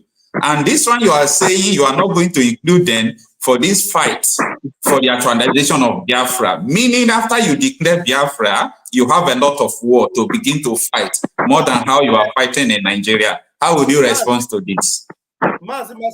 In other countries in Europe, in Italy, there are good and bad politicians. In every part of the world, in America even, there are good and bad politicians. But if there is a system of law and order. Now, you cannot expect anything to work with a system you have in Nigeria, where EFCC, they say they are looking for somebody, and the same person they're looking for comes to their office, and after 3 hours walks away, and they will still come and declare that we are still looking for that person. That kind of a system, cannot work. You understand? So in a system where there are if there is a standard law and order, then everybody that commits a crime will go in for it. There's no two ways about it. There's nothing like him. All For right. example, today we have a prime minister in Biafra government who right now today we do not see anybody that is affiliated with his family. Like we say, this is Simon Ekpa's cousin, this is his brother, and because that's his brother, he has to come in and be a part of the government. Like we have in Nigeria today. Sheyi Tinubu will sit down. On which ground is Simon Ekpa a prime minister? On which ground? Okay, you don't know. Do you want us to start that discussion now? No. You know, no, that matter will not end today. We can have a very good day for. We can have a thing. I like to be enlightened because I have a friend in Asaba. He said December 2nd or December 3rd is the declaration of Biafra state. How true is that? That December 2nd or 3rd is the. No, let me tell you. I wish I could play a video. You are asking me on which ground is Samanaka a prime minister? Go and ask. Because Biafra is not a recognized institution over the world. Now that's why I'm asking on which ground. Because he want to know. He want to know. That is why he asking. He want to know. That's why I'm telling you to listen to me, to go and ask Akpabio. Akpabio will tell you. There's a video of Akpabio telling you that in the southeast, Simon Ekpa is the real governor because anything he says is what they obey in the southeast. Okay, no longer Nnamdi Kanu. No longer Nnamdi Kanu. Nnamdi Kanu is not the prime minister of the Biafra government. Nnamdi Kanu is the leader of IPOB, Indigenous People of Biafra, and he is incarcerated in the dungeon. So he will not be able to operate from that dungeon where he's incarcerated. That's why today we have the leader of Biafrans. What people like you who are sympathetic with the government expected is that Nnamdi Kanu is head down and then Biafra is a closed chapter. Because I see you laughing over it. You are laughing. On which ground is Mazi Simon Ekpa a prime minister? He's asking because he wants to know. I want to know because let me treat his issue. No, you are laughing. Wait, you are laughing on which ground is Simon Ekpa? Wait, now listen to me. You are laughing on which ground is Simon Ekpa the prime minister? But Akpabio, the Senate president, are you in the capacity of Akpabio? Akpabio is crying that look, he has no control of Biafra land because Simon Ekpa from Finland is the one in charge of what takes place in Biafra land. That even he have not seen the video. He have not seen the video. So he was asking to know what you are saying. So I'm telling him now so that before you laugh, be very careful because you might be laughing. I'm not laughing. I'm not laughing at that. I'm not laughing at that position. No, but let me tell you. He's not laughing about the position, though. He's not laughing about the position. Let me tell you on that because I'll be going back to visit. I mean, my family. I came to see my mom. I'm in Abo presently. No, you are enjoying political office and political government. That's why this your smile. I can see money on your face. No. I just introduced him as a businessman. I just introduced him as a businessman. So let's put it aside. Go to PMTV Africa. It's one of the an online platform also. I was there 2 to 3 weeks ago where I discussed about the high level of insecurity. I don't take sides. From 3 weeks ago, I was in another station where I was discussing about insecurity. So you see, the truth is in the. If you are standing on the side of truth, you win, and you are following the things happening in Nigeria, and following what Mazi Simon Ekpa, the Prime Minister of the Biafra Republic government, is doing. I don't think you will ask me that question with that kind of expression on which ground. No, my own is my anger with some of his instructions and decisions is the violence that is attached to it. Who is bringing violence? Who is bringing violence? That's why I know your type and I know the side you are coming from. Who is bringing violence? Who is bringing violence? Is this violence? No, I don't know where. Hold on now. Like you see, how they forcefully do the sit at home. Most of there's no Monday that people do not die. And my pain is that it's not foreigner that is being killed. It is Munna that is being killed. Our brothers and our sisters of self-jurisdiction. Who is killing your own Munna and Munna? Who is killing them? Who? Can you give me a scenario and evidence of no, I don't have evidence. I read them through the news. You read and he didn't say, listen, so that you will not misquote him. He did not say that this particular person or this particular person is killed. He said he don't like violence that is attached to all this thing. And you remember who put on them, man. Can you explain what you mean by violence? How? Who attached violence? Who and what? In what way? The Because place. we do not attach violence to anything we're doing. We are protecting our land. And when you see any violence, our violence is against the terrorists. Do you agree with me? Do you agree with me that Nigerian army are committing a terrorism act in Biafra land? Now, this is where I will hold you now. Do you agree with me that Nigerian army, they are committing a terrorist act in Biafra land? Do you agree with me? No, that I don't think he knows about that. I cannot attain that 100%. You don't. Yeah, You cannot afford that. let me once again wish. Hold on, let me once again wish my brother happy birthday. I just wanted to see him. You're gonna run away now because this is no. I have no, he's not trying to run away. He have other things to do. You know, he have other things to do. He have other things to do. No, he has to run. He has to run away because there are many things I'm going to ask him now. One thing I'm going to ask him is that is Nigerian army respond? What business do Nigerian army have in Biafra land? Is there banditry in Biafra land? Are there terrorists in Biafra land? Is Boko Haram in Biafra land? The answer is no. So now, if there are bandits and terrorists in Biafra land, the Nigerian government will not be planning to relocate their terrorists to Mbano, so that they will come and, infiltrate our land with terrorists, which our prime minister yesterday actually nipped them to the board and told them that such a thing will never be allowed in Biafra land. But somebody like this, our brother now, he will not see that one, but he will be saying, I don't like the way violence is attached. Who is attaching violence? Anybody that benefits from Nigeria would always be sympathetic with Nigeria. That is why Nigeria must end. There's no sympathy about it. Nigeria must end. I am happy that people. Anyway, let's return to the. Thank you very much. Let me just round up this my line. I am happy that people that were fighting for Nigeria before are now suddenly telling us that Nigeria, there's no way forward. The Adeyanju says there's no way forward. It is finished. Showore of our people campaigning for election every 4 years. I've told you election will never give it to you. So now the ball is in the courts of everyone. You fire the shot wherever you want to shoot it now. It is on your court. Thank you, Mazi Charles. Sorry, Mazi. All right, thank you.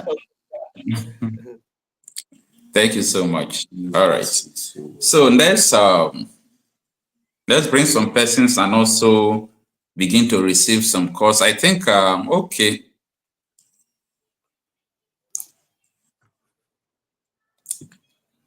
All right, let me receive this call. Hello? You can off your YouTube so that we can hear from you. Can you hear me? I can hear you, Coach. Yeah, you have to off your YouTube there so that we can hear from you. Your name and where you are calling from.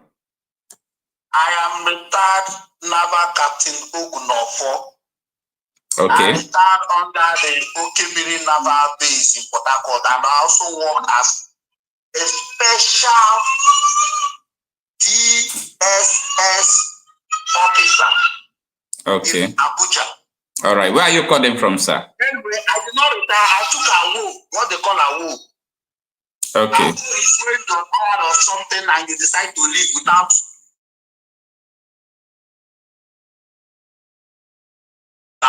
Wow, that's what is important. Wait. We are being paid to carry out some murderous activities that did not define my person, such as the Zoo River murder against the P2V. Okay. So let me leave that one. I called in support of Pastor Bam Bam Bam. Okay. I've lived in Europe now for over 18 years. You know, you asked Pastor Bam Bam Bam a question about how they are going to include both the bad and good politicians when Biafra come. Well, I am going to tell you something you have to understand, because I'm talking from my own perspective of living in Europe. In Europe here, we have bad and good politicians. Yet, Europe is good. How? Europe allows the citizens to take their decisions, and whatever the decisions of the citizens are what exactly that really comes to light when it comes to the government decisions. Now, when Biafra comes, all those people you call bad politicians and the good politicians, with the way Biafra will be handled, or with the way the system will be handled. Call back politicians that you think they are being allowed to stay in Biafra, they will cause anarchy. They can't cause anarchy because now the way Biafra is planning their things, the way they are constructing their things in such a way that when Biafra comes, the power will belong to the people. And when the power belongs to the people, it now depends on the decision of the people. When you go for an election and people decide that this person is who they want, if they decide to choose the bad politician or the bad person, it's their business. And if they decide to choose the good ones, it's also their business. And you cannot tell me that as a human being, you know the bad people, the criminals, and you will go and vote them. As I am now, I cannot vote somebody like Hope or something like Biafra comes, or somebody like Ned Wogo. Anybody that is a corrupt politician, I cannot vote for you because I know what the power of politics, what the power of voting means, because I've stayed in Europe. But Ned is not corrupt now. Pastor Baba is trying to make people understand that the way Biafra is being planned, my brother, stop saying that Ned is not corrupt. You are on a live program. Your video is recorded. Ned will be more corrupt than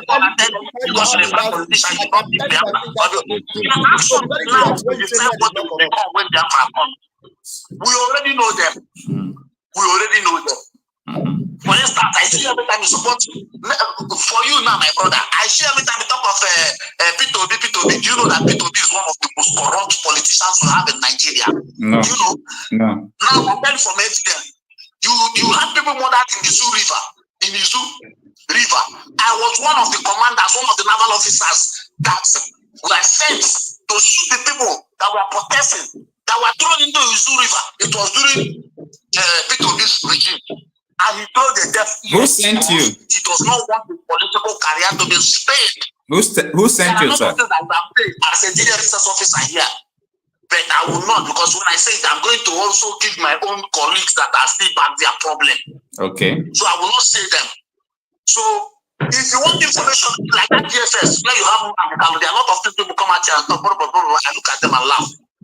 Inside that DSS, nothing in this world Nnamdi Kanu will do that will be secret, because even in the world you have cameras. You know, you have a camera you put in the wall, you carry cement and close it, it is still reflecting, it is still working. A camera.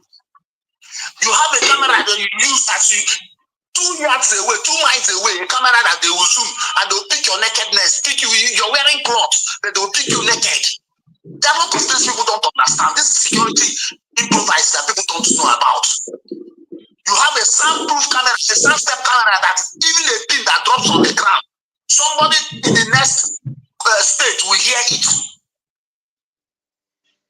But you know, when people talk, they talk as if when they talk from their own perspective, not layman's perspective. There are a lot of things in Nigeria. Look, if I should open your eyes as somebody that has been in there, seen it there, you have wings and fly. All right. Even you personally, sir. Even you personally. I would like to, if you wish, I would like to have a separate session with you where you will tell us part of your experience while serving the Department of State Service and Nigeria as well. Anytime you're ready, I will tell you it is an awful experience. I want to serve my nation because I love being a military man, but I regretted doing it. I completed all my years in the university, coming back to serve the military, and I regretted doing it. I'm ashamed of that country for saying I'm a military man for that country. I'm telling you the truth. How can you order someone to shoot an innocent person? How can you do that? Most of them in that country is committing pure pinnacle. What they call pinnacle in the military. That's out of law, beyond out of law. Not even treason. They are committing pinnacle. Exactly. You command someone to shoot a civilian, you're a military man that's supposed to be defending a civilian. No matter what the civilian does, even if he's a condemned criminal, you don't have the right to shoot. You know that the military don't have rights for so many things they are doing. There are things the military are doing that the police is supposed to do, and there are things the police are doing the military is supposed to do, and there are the things that these things are doing that is the law that is supposed to do. The cops is supposed to do. How do you just carry out that without somebody guilty? The law says that somebody is not guilty until being found guilty. Even if you catch him red-handed, he's not guilty until you have proven him guilty. My brother, that country is a mess. It's a joke.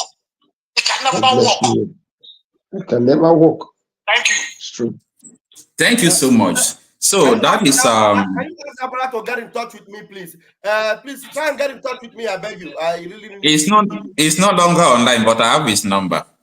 Okay, please. I would like to reach out. Can you please save his number so that I'll reach out to him? All right, no problem. Thanks everyone for joining. All the ones who are joining through call. I can see Mama H.O. I can see Michael Green.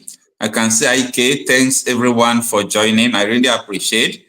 Need just in few minutes. I've not been responding to calls. I've had more than 100 missed calls. Let me still respond to this one before we come back to the screen. Hello. Yeah. Oh, good. Brother. Your name and where you are calling from? Can I make? Yeah, I'm calling from London. It's Chris. Can I make contribution? Yes, you can.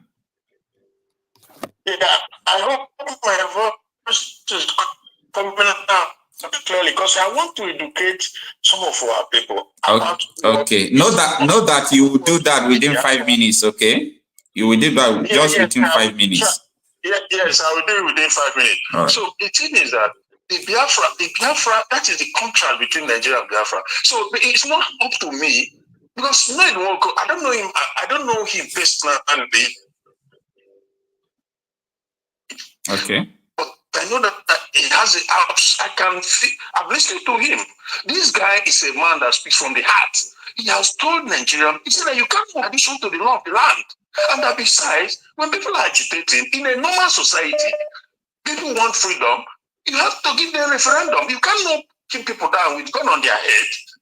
And you see, the thing is, the Nigerian system is such that, like people like us now, we could come down there and have a conversation. Because it's all about conversation. I was in the UK in 2016 when they had referendum. Prior to that, it was a conversation. People who want in and people who want out. Because not everyone wants to leave European Union. But what happened is that if you try that in Nigeria, they kill you. Who wants to go and die for nothing? And nothing will change. So it's because of the system of Nigeria that is making everybody crazy and confused. If it's a normal society, what they're supposed to do is the people who want Biafra, they can have a conversation, open up a line. In Nigeria, there are people who doesn't want Biafra can come and you dialogue. It's called dialogue. You discuss. You say why you want Biafra, or the other one will say why I don't want Biafra. That is how normal people behave. But Nigeria has been prepared so that they will keep you down, Islamize you, impose Islam on you. I can't do, I don't have enough time to explain, but it's so unfortunate because I know that some of them now, they are coming there, the Mama H.O. and these are people, the one Nigerian is who I believe it. They know that Nigeria can never work because of the evilness of her, or either they cannot live in Biafra, or some of them are even afraid of Igbo. I'm an Yoruba myself. I've spoken with you severally. I lived in Abo. I was trading in Oyukomaka, all these places. So, but the system, we have to get away from this evil bondage. There's no way I can. Jesus, my brother. I don't know how much time I have. I have so much to say. You still have some 3 minutes. Yeah, so there's no point arguing back and front between whether Ned Nwoko is corrupt or Hope Uzodimma is evil or corrupt. Yes, but at the end of the day, the system we're going to implement in Biafra is such that you will have to, even if you are corrupt, whatever, or you are whatever you are, if you are not tried and convicted, then you'll be free to run for an office. But if a competent court in the land of Biafra has found you guilty, you are convicted, then you are disqualified. Unlike Nigeria, for example, where a drug dealer, a money launderer, a certificate holder like Turubu, who say, I attend school so and so here, but it just so happened that school never existed. In a normal society, that already has disqualified Turubu, but that is, so, Jesus Christ, any evil, the witches and wizards, they want to run Nigeria. It's as simple as that. Witches and wizards, we know them. But God has come upon them. Sir. But there is another argument. My point is this. There is another argument I understand very well, sir. There is in Biafra, hello? Yeah, I want to ask you a question. There is an argument that people are arguing. They say that a lot of people don't have the prospectus of this agitation. Some persons are not aware. Some persons are not educated about the agitation. Some persons are not carried along. That is the reason why you see some people saying, I'm not part, I'm not this, I'm not that. Yeah, okay, yeah. Okay, so that is a problem. Can you hear me? Yeah, I can hear you.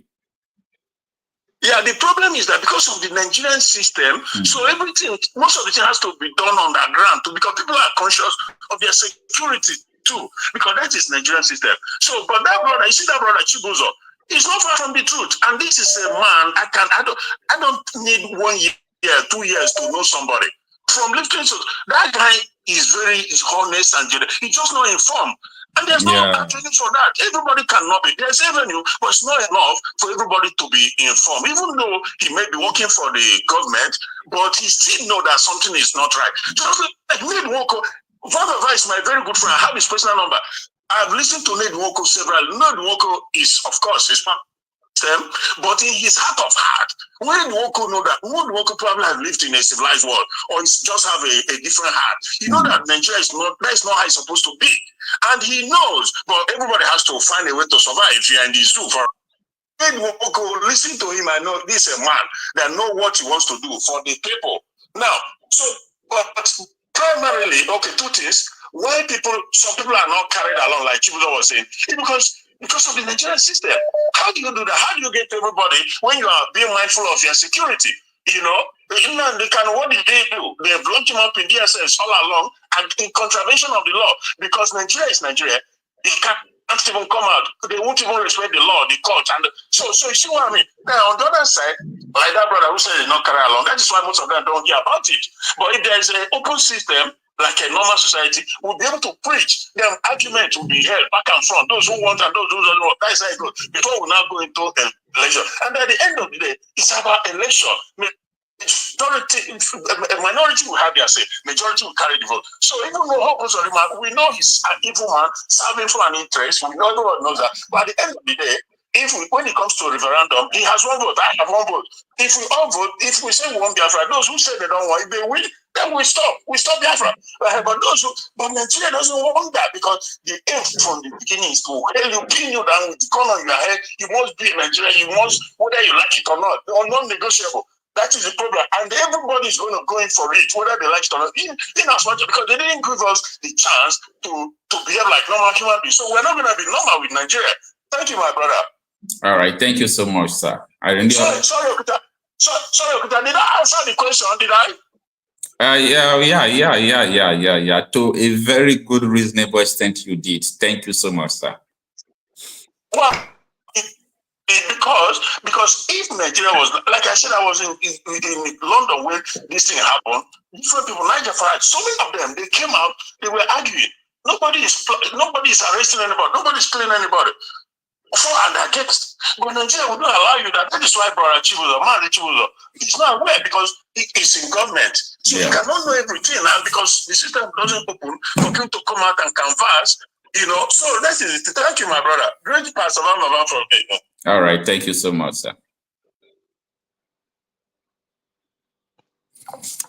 All right, please, people in the house, you have some questions to answer, 5 minutes each. Before now, we were talking about the issue of insecurity, and I brought to us about what the chief of army officers said, and this is what he said, that 2 million security personnel can't protect over 200 million Nigerians, and we know what that means. So the chief of army staff is telling Nigerians that both the Navy, the Air Force, the Custom, the police, the civil defense, if you combine them together with the military, they are about 2 million personnel without reserve personnel. And this is what he's saying. He is telling us that we can't protect you, Nigerians. We don't have the capacity to protect Nigerians. So that is what he's telling us. Let's start from Mama HO to Brother Michael Green to James. So when it is your turn, you can unmute and talk to us. So Mama HO, what do we do? The chief of army officer is saying that they don't have capacity to protect us. Greeting to everyone in the panelists. Don't mind my voice. We are dealing with it. You know, if I'm not mistaken, Abacha did say, if the security in the nation past 3 days, 3 days. The government is part of it. The thing is this. Those in government and those in religious sector are some of the elites that belong to the tribe of oppressors are the one behind the insecurity, fighting me and my children who belong to the tribe of the oppressed. So, for us to say Nigeria government is not aware of what is happening is a lie. Okay. Our problem, our insecurity, is caused by Nigeria government and their co-hosts. Okay. And they are bent on destroying me and my children. But I'm coming to tell them that was in the past. Okay. They said Peking when not want him a man sleep, he too not go sleep. The government are bent on using my children as a sacrifice in Nigeria. And all the religious leaders that are supporting them, whether you are a Muslim or you are a Christian, we are in for a battle. Because enough is enough. All right, now what do we do? What are we going to do? Don't worry. We are working. 16 persons were kidnapped in my village yesterday. You said I should not worry. Wait. What do we do? Wait. Okay. Master, you will be part of the team. I told Chief Tunubu, my senior boyfriend, say make he leave now to make them not make them finish the call, make them let them go. But he dared me. No problem. That joker card is on his way. And by the time we play it, the world will shake. Tunubu, this insecurity, because matter don't full ground. We put all of them for cooler. So we are going to bring them one by one and I begin to execute it. Since you people did not want Nigeria to be good, in your days, most of you that are troubling my children today, most of you that have made that country unbearable, most of you that have made caricature of Nigeria, in your day, Naira was bigger than pounds. In your day, Naira was bigger than dollar. In your days, Naira was bigger than euro. What went wrong? All right, Ma, I want you to answer our question. No. Wait, the insecurity we are dealing with today is as a result of greed. Greed. Look at Zamfara. Did you not hear the story? I hear about the story. So that is why I'm asking, what are we going to do at this moment? What are we going to do? Nigeria has to rise up. Did you understand? We have to rise up as a group. We have to rise up as a group, a bunch of group. Because as a bunch of group, they can't break us. As a bunch of group, we can sweep them away. Because it won't stop until we fight. And why is this security persisting? Because some people are benefiting from it. The oppressed group, the oppressors are benefiting from it. And they are using the oppressed as a sacrifice. So the oppressed, which is me and my children, we have to say enough is enough. All right, Ma. Because Nigeria is more than one Nigeria.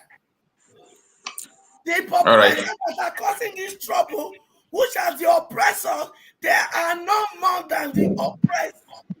And until the oppressed start to fear death, you are still dying. You don't want to come out. They come protest. These others are not they come out. Hunger not they buy you. Is hunger not killing us? You see, we allow it because we continue to do selective criticism. We continue to select which battle to fight, which battle not to fight. But when we make up our mind to say injustice for one is injustice for all, until we get to that point, once we get to that point, then this battle is won. But as far as I'm concerned, injustice for one is injustice for all. So, all right. We are going to say North, the South. In the North, there are oppressors there. In the East, there are oppressors there. In the West, there are oppressors there. So let us stop dividing ourselves with tribe, religion, with that they are oppressing. So to fight insecurity, we must make up our mind, we that belong to the tribe of the oppressed, that injustice for one is injustice for all. Thank you. All right, ma. Mr. Michael Green, what answer do you have? What answer do you have to these top stories of September 25, 2024? Well, culture, like you said, the story is well clear that everyone, the world, Africa, they know what is going on in Nigeria. Even the neighboring countries like Niger, Mali, Burkina Faso, we can learn an example from them. And even what they call this other country, Kenya, we can learn from them. So my advice to the Nigeria people is they should take their stand. Because like Mama said, enough is enough. This is not a time to gamble. This is not the time for joking. There's time for everything. This is the time to take back their land from these terrorists. Whether they are terrorists, whether they are kidnapping, whether they are bandits, whatsoever name they call themselves. This is the time for everyone to take up arms to defend themselves and go after these terrorists. Like a military personnel said, a retired military personnel said, he said the militaries are corrupt, they are colluding with these terrorists, these bandits, to carry out mayhem. So you don't wait for them to come and protect you. It's time for everyone to get himself AK-47 or whatever weapons to protect and defend their land. Because now you can see they are complaining, people are crying, people are dying of starvation, hunger, because why these terrorists have come to take over their land. Imagine. So if you don't equip yourself, how do you go to your farm? You're going to your farm without bullet, without nothing. And when you get there, you are kidnapped, or maybe they killed you, or they raped you. If you're a woman, one thing or the other happen. Who is going to defend you? So this is not the time people will be complaining or crying. This is the time to get ourselves equipped and take over our forest ourselves and make research. We are not coming to call the military or the police to come and help us to do anything. Any evil man you find inside your bush, just get them down. Because if you don't do so, you are waiting them to come and meet you. That you know what it means. When they meet you, they take you off. Because the agenda is for them to wipe everybody. They call this thing ethnic cleansing. And that is the agenda. So the way out from this route of hunger and kidnapping insecurity is for everybody to unite and get themselves weapons and make a thorough cleansing of their forest. Anywhere they find this evil bandit or whatever they call it, they should wipe them off. You don't pity them. Can't you see the way Israel are fighting?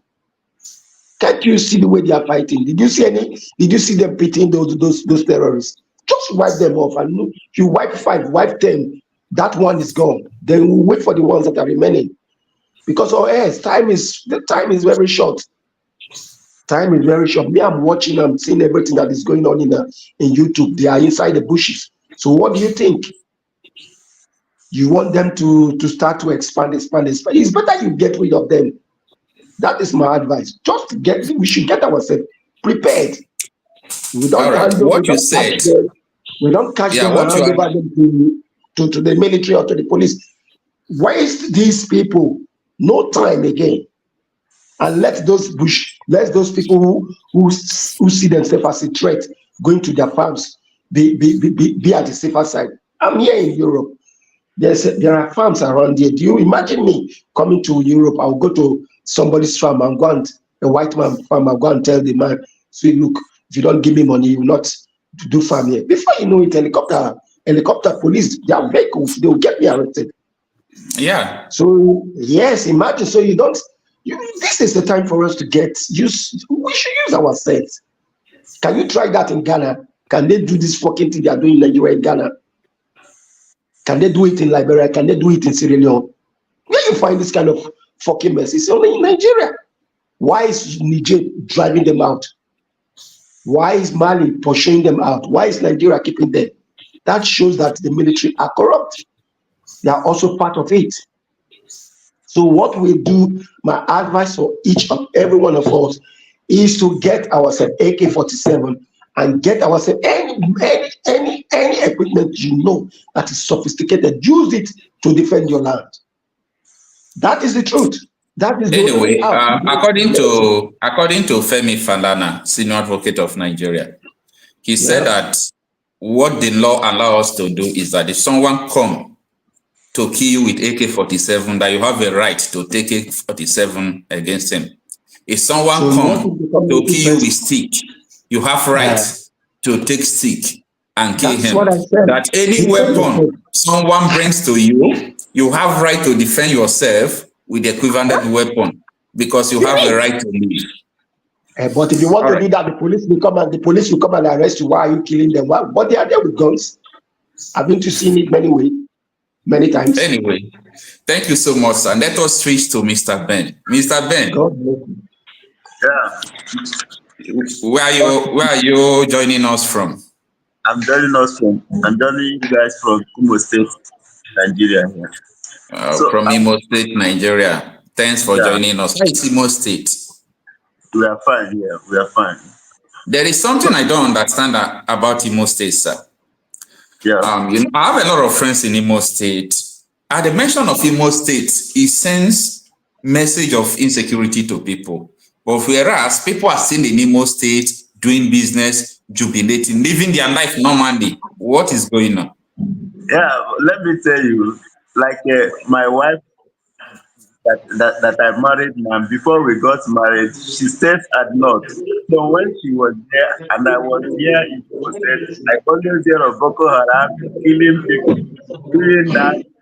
So much afraid. I also thought that, what are you still doing in the North? Come down here. He said, no, where I'm living, there's nothing like that. So that we are just, that's where I am. Just if when you're talking of insecurity, I'm just here to you. We don't experience it. There is noise on your background. It's disturbing us. Okay, fine. Let me off it. All right. So we can hear you. Can be talking while going.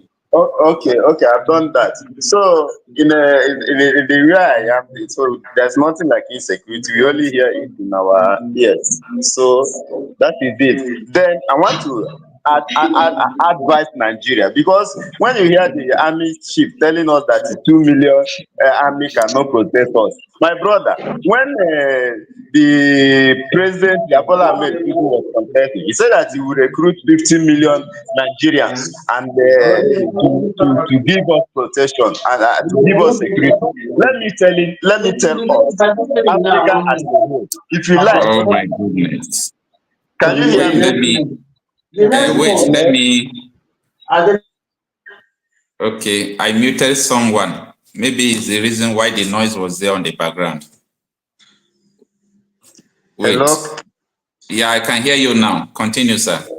Okay, so when Ahmed Tinubu was contesting on his campaign promise, he said that he will recruit 15 million Nigerians and in the army to give us security. My brother, many of our people that stay abroad, they have seen how things work there. It is not buying guns. It is not giving 100 million people gun or recruiting them in the army. If there is no social justice, if the people who the people that is agitating. You don't call them and know why are they agitating. These people killing people, these people carrying gun. Why is it that they are carrying gun? But you want to return fire to fire. It will not work. We will seek moving from pillar to post until we come to realize and ask ourselves, what do we want? Do we really want to stay together as Nigeria? Or until we decide to free ourselves from this bondage of indivisible. We cannot make any progress. Let us come together and ask ourselves, if you like I've said before, buy millions of guns and share to every Nigerian, and there is no social justice and there is no justice, my brother, we can never make any progress. Like this one we are saying, everybody should buy gun to protect himself. Yes, it's good, but that is not the answer. The answer until we have this social justice where people can come together at the round table and talk. See, this is my problem. Me and you, we are sharing a house. Then this one say close the door. This one say leave the door open because I'm feeling cold. The other one say I'm feeling heat. What do? You go and come together. My guy, see, this thing cannot work. Oh. Because of this, let's share this room into two. And create your own door this side. You that love to open your door open, leave the door open. I don't like leaving my door open because of one thing or the other. But instead of you to do that, you are telling people it's by fire by force. Those people causing Boko Haram insecurity in the north, have you asked them what is the problem? Why are you bringing insecurity? No, but you want to use power as a federal government, as Nigeria government. My brother, it will not work until all of us come together, including everybody should come together. Let us know what is the problem. Why are you bringing gun? What is because of your sadness? What makes you annoyed? Why are you so annoyed with the system that you are trying to bring it down? Without that, we can never make any progress. Thank you. All right. Thank you so much, my brother. Let me ask you some questions, Michael Green. You hear what Mr. Ben said, which is a little bit contrary to your assertion. What do you have to say about that?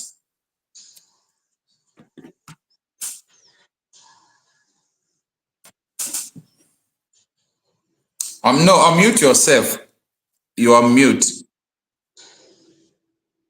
It's true. Can you hear me now?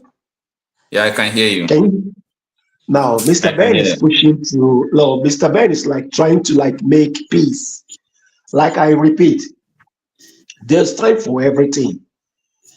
A country where you bring three individuals that are not of the same culture, not the same, and put them together and call them one name, there is a brick chaos. Okay. If you look at the way Ghana is not Nigeria that have different culture, different national ethnic. Ghana is different. Now, in the case of Nigeria, you see the Biafra, what they call it, secessionist Nnamdi Kanu. You can see the way he's moving. He said that this country will not work. Formerly, when the agitation started, were they going with weapons? They weren't going with weapons. Did he not call and they should reason together? Did they listen to him? Nigeria is not a nation where they are ready to listen to anybody. When they were telling them about the cost price of fuel, did they bring it down? When they tried to like add up to the salaries of the Labour Congress, when the Labour Congress protest, what happened next? So you get to understand the people you are dealing with. This government, they have block brain. They will not listen to you. They are not going to listen, Mr. Ben. This is not a time to like call them, let's reason together. You are feeling hot, I'm feeling cold. It's a lie. Imagine them buying an expensive car. People are hungry. Imagine them selling a helicopter. Insecurity is there. So what kind of people do you want to reason with? Who do you want to reason with? After this prophet, Nnamdi have said many things and everything he said has all come to be fulfilled. You are looking for who you want to reason with. The best thing is to divide the country. If I want to, so let me finalize. let them divide the country. So, as you said, the one that is feeling cool, the one who feel that he wants to put his Islam on other people for them to become Islam, which is not possible, should be at his own northern part and be doing his own there. The Yoruba will go, the Igbos will go, that everybody will manage themselves. Like that, there will be peace. Because the problem of this country is bringing three people and putting them together that they are not called Nigeria by this white man. That is the problem. So if everybody will go on his own separate way with peace, I think that will solve a lot of problems. I mean, it will make peace to reign. Then everybody will manage their own resource. That is the only way out. Or worse, if they don't want it that way, being the government don't listen to people, according to what I understood, the government, what they listen to is arm. If the people can rough handle them the way these Kenya citizens, youth, handle them, they will come down now. If they can do it the way Liberian youth do it, they will come down. That is the truth about Nigerian government. What scared them is people. It's only Samuel. That is the way Samuel by shaking them. It's only the language of weapon they understand. All right. All right. Let's give the space to Mama H.O. for another 5 minutes for her to respond to what you and Mr. Ben said. The truth is, they didn't bring us from here. The only thing is the name was changed. We were all living as a region. So it is not that they went to one place, bring you. They went to the other place, bring you. No. We were already living together. They only banded us together with a name called Nigeria. So this ideology that we spread that, oh, they bring us here, no. We were living in regions. And they gave us a name called Nigeria. That is what I'm saying. So let's pass out the right information to the younger generation. All right. We were living as a region.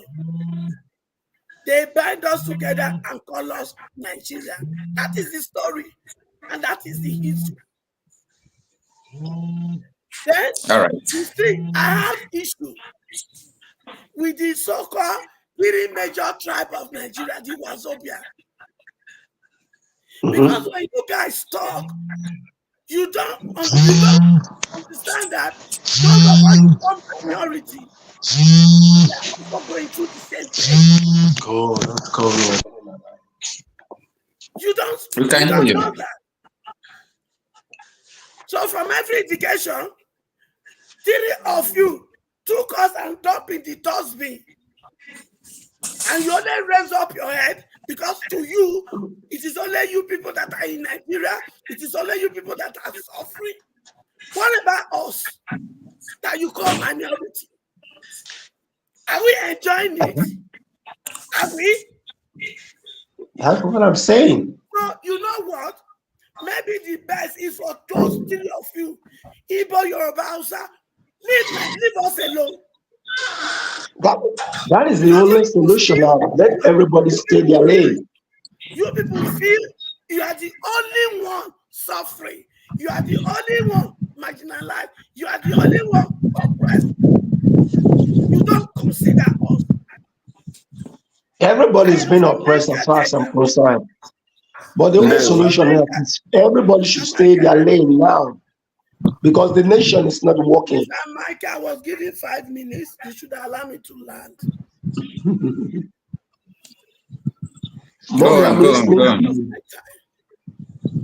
Mommy, I'm listening to you. Everything you said, everybody's been oppressed. Let me be done now. Wait, let her finish first. Yeah, Mommy, continue. I'm listening to you. So let us be fair here. If no one will speak for the so-called minority, I will speak because I belong to the people you put in the box of minority. But as far as I'm concerned, I am not minority. Because when we were all formed in our mother's womb, when we were binded together as Nigeria, when we were all living as freedom, nobody calls us minority. So why should you people define us as minority? But you know what? I put that story on minority aside because I have a battle to fight. That is why I look around. When I look around and I knew that there are people in the north that are suffering just like the people in the south, just like people in the east, just like people in the west, just like the people from my place. And I concluded that there are only two tribes in Nigeria. The tribe of the oppressed and the tribe of the oppressors. Where do you belong to? Because now that Chief Tinubu, my senior boyfriend, when he came into power, he promised us two things.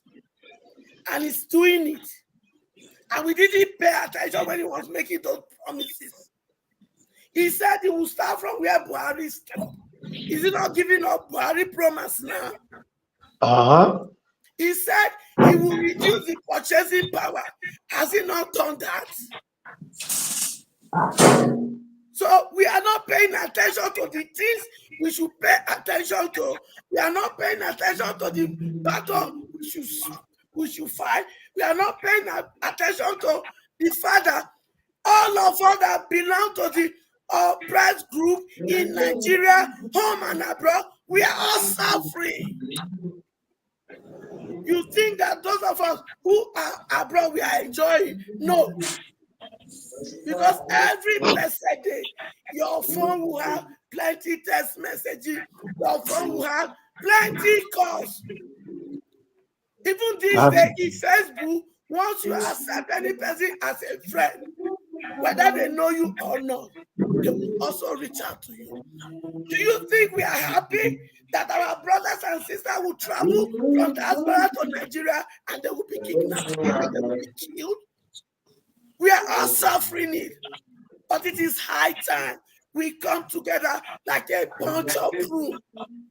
It is only when we come together as a bunch of broom, work together, we can sweep these wicked people out. But I promise Nigeria, I promise my children, come 2027, if there is an election from councillor to presidency, my children will take over.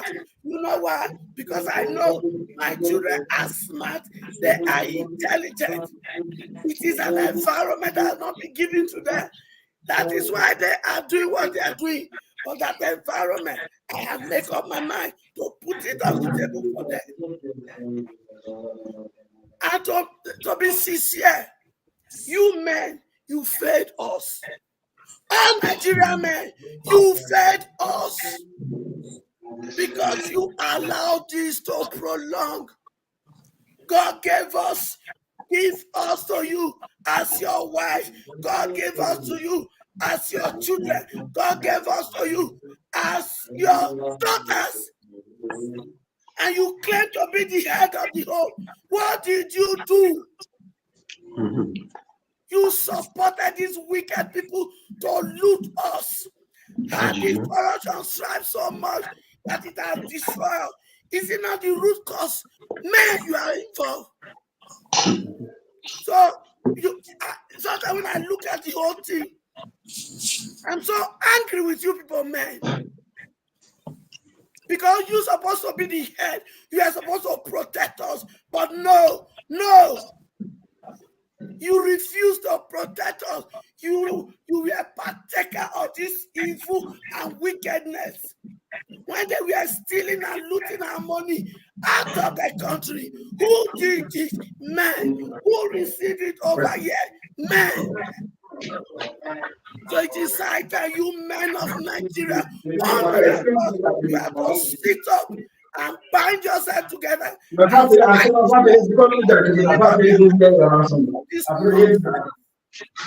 Thank you. All right. Thank you so much, man. I'm having a lot of calls and a lot of people wants to contribute, but we're already out of time. Today is my birthday. People are not even wishing me happy birthday. Happy birthday, happy birthday. Happy birthday. Happy birthday, my brother. Don't mind us. The situation is so horrendous that I am telling you, everywhere is boiling. Everywhere is boiling. Happy birthday to you. Happy birthday to you, Okocha. Happy birthday. Thank you, everyone. Thank you, everyone. I really appreciate. Wishing you God blessing, more life, more years to celebrate. Maybe if you have 1 or 2 or 3 minutes, let me just quickly tell us that there are those that are still waiting to go on a round table talking about Nigeria. I don't know whether there is one thing that tied you people together with Nigeria. Nigeria is over. Nigeria is done for. Nigeria is finished. I keep saying the same thing like you are saying, but they don't want to listen. They still believe. Wait. And I want to speak first. Yeah. Nigeria is finished. Nigeria is done for. Those that have sat on round table have told you that there is no way forward. People that have been sitting on round table, Omoye Showore, Deji, Adeyanju, these are people that have been sitting on tables, have conducted elections. They have come to the crossroads, and now they tell you that Nigeria is finished. So, and then when we say we will rise up together, everybody will rise up. We have already done the needful. You don't need to be waiting for people to rise up. We have already risen. You understand? And we are doing the needful. For example, in Biafra land now, nobody will come to Biafra land and say they want to drag Nigeria. Even in the Senate, they are discussing Biafra. You understand? They are discussing, they are discussing. You can mute your phone. You can mute your phone, please. You can mute them from that angle. All right. So Nigeria is no-go area. And forget about round table. There are people that have sat on round table.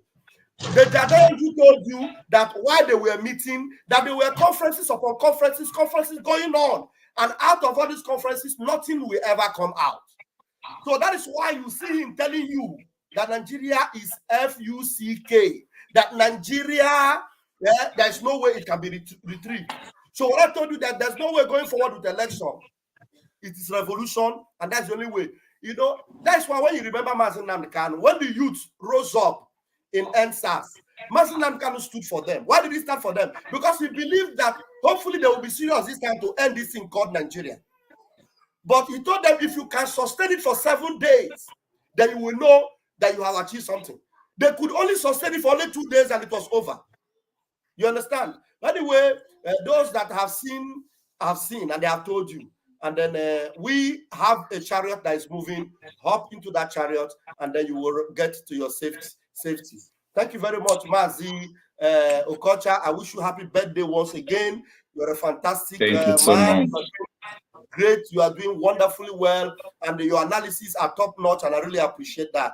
But there's one thing I want to beg you: be very careful when you are saying somebody, a Nigerian politician, is not corrupt. Be very careful when you are saying that. You might see it from your own time. Tomorrow, what you said will come and start haunting you. Somebody will bring your video and tell you, are you not the one that said this man is not corrupt? And then you begin to drag for yourself. Do you understand what I'm saying? So be very, very careful. Thank you very much, my brother. I love you. And I'm going to leave you from here. Thank you so much. All right. Thank you so much. Yeah, but Thank you so much. that camera. In case if there's any question for me, I'm ready to answer. So all right. The program will even end now so that I can go and have time with family. Today is my birthday, but we will still continue from the midnight program at 12 a.m. Nigerian time. So, Mama H.O., Mr. Michael Green, Mr. Ben, I really appreciate everyone who joined this afternoon. Everyone wants a solution to a rotten system. I believe we are going to see the solution. I really appreciate everyone. You're welcome. Thank you so much. All right. Let's call it a day. Okay. Pardon? send the phone number you said you will send to me.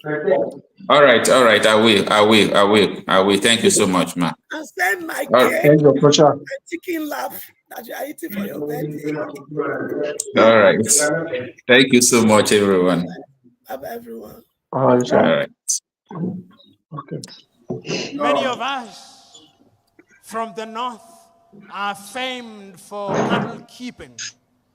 And when you are driving the cattle through different grazing grounds, the cattle believe that you love them so much because you protect them from the elements, because you protect them from other wild animals. But if the cattle were to know that you are the one who would end up eating them, they would treat you very differently. Invariably, they do not know. And therefore, you will continue controlling them the way you do, and you will continue eating them the way you do. But it's a totally different case when you are leading human beings. They are not like cattle. You may lead them in a particular direction. You may think that you have lulled them into a false sense of security. You may think that you have deadened their minds. But always remember that one day, if you don't do that which is good and right for your fellow men, there is a day of reckoning. There is a day of reckoning, and history has demonstrated that it can come in the twinkling of an eye.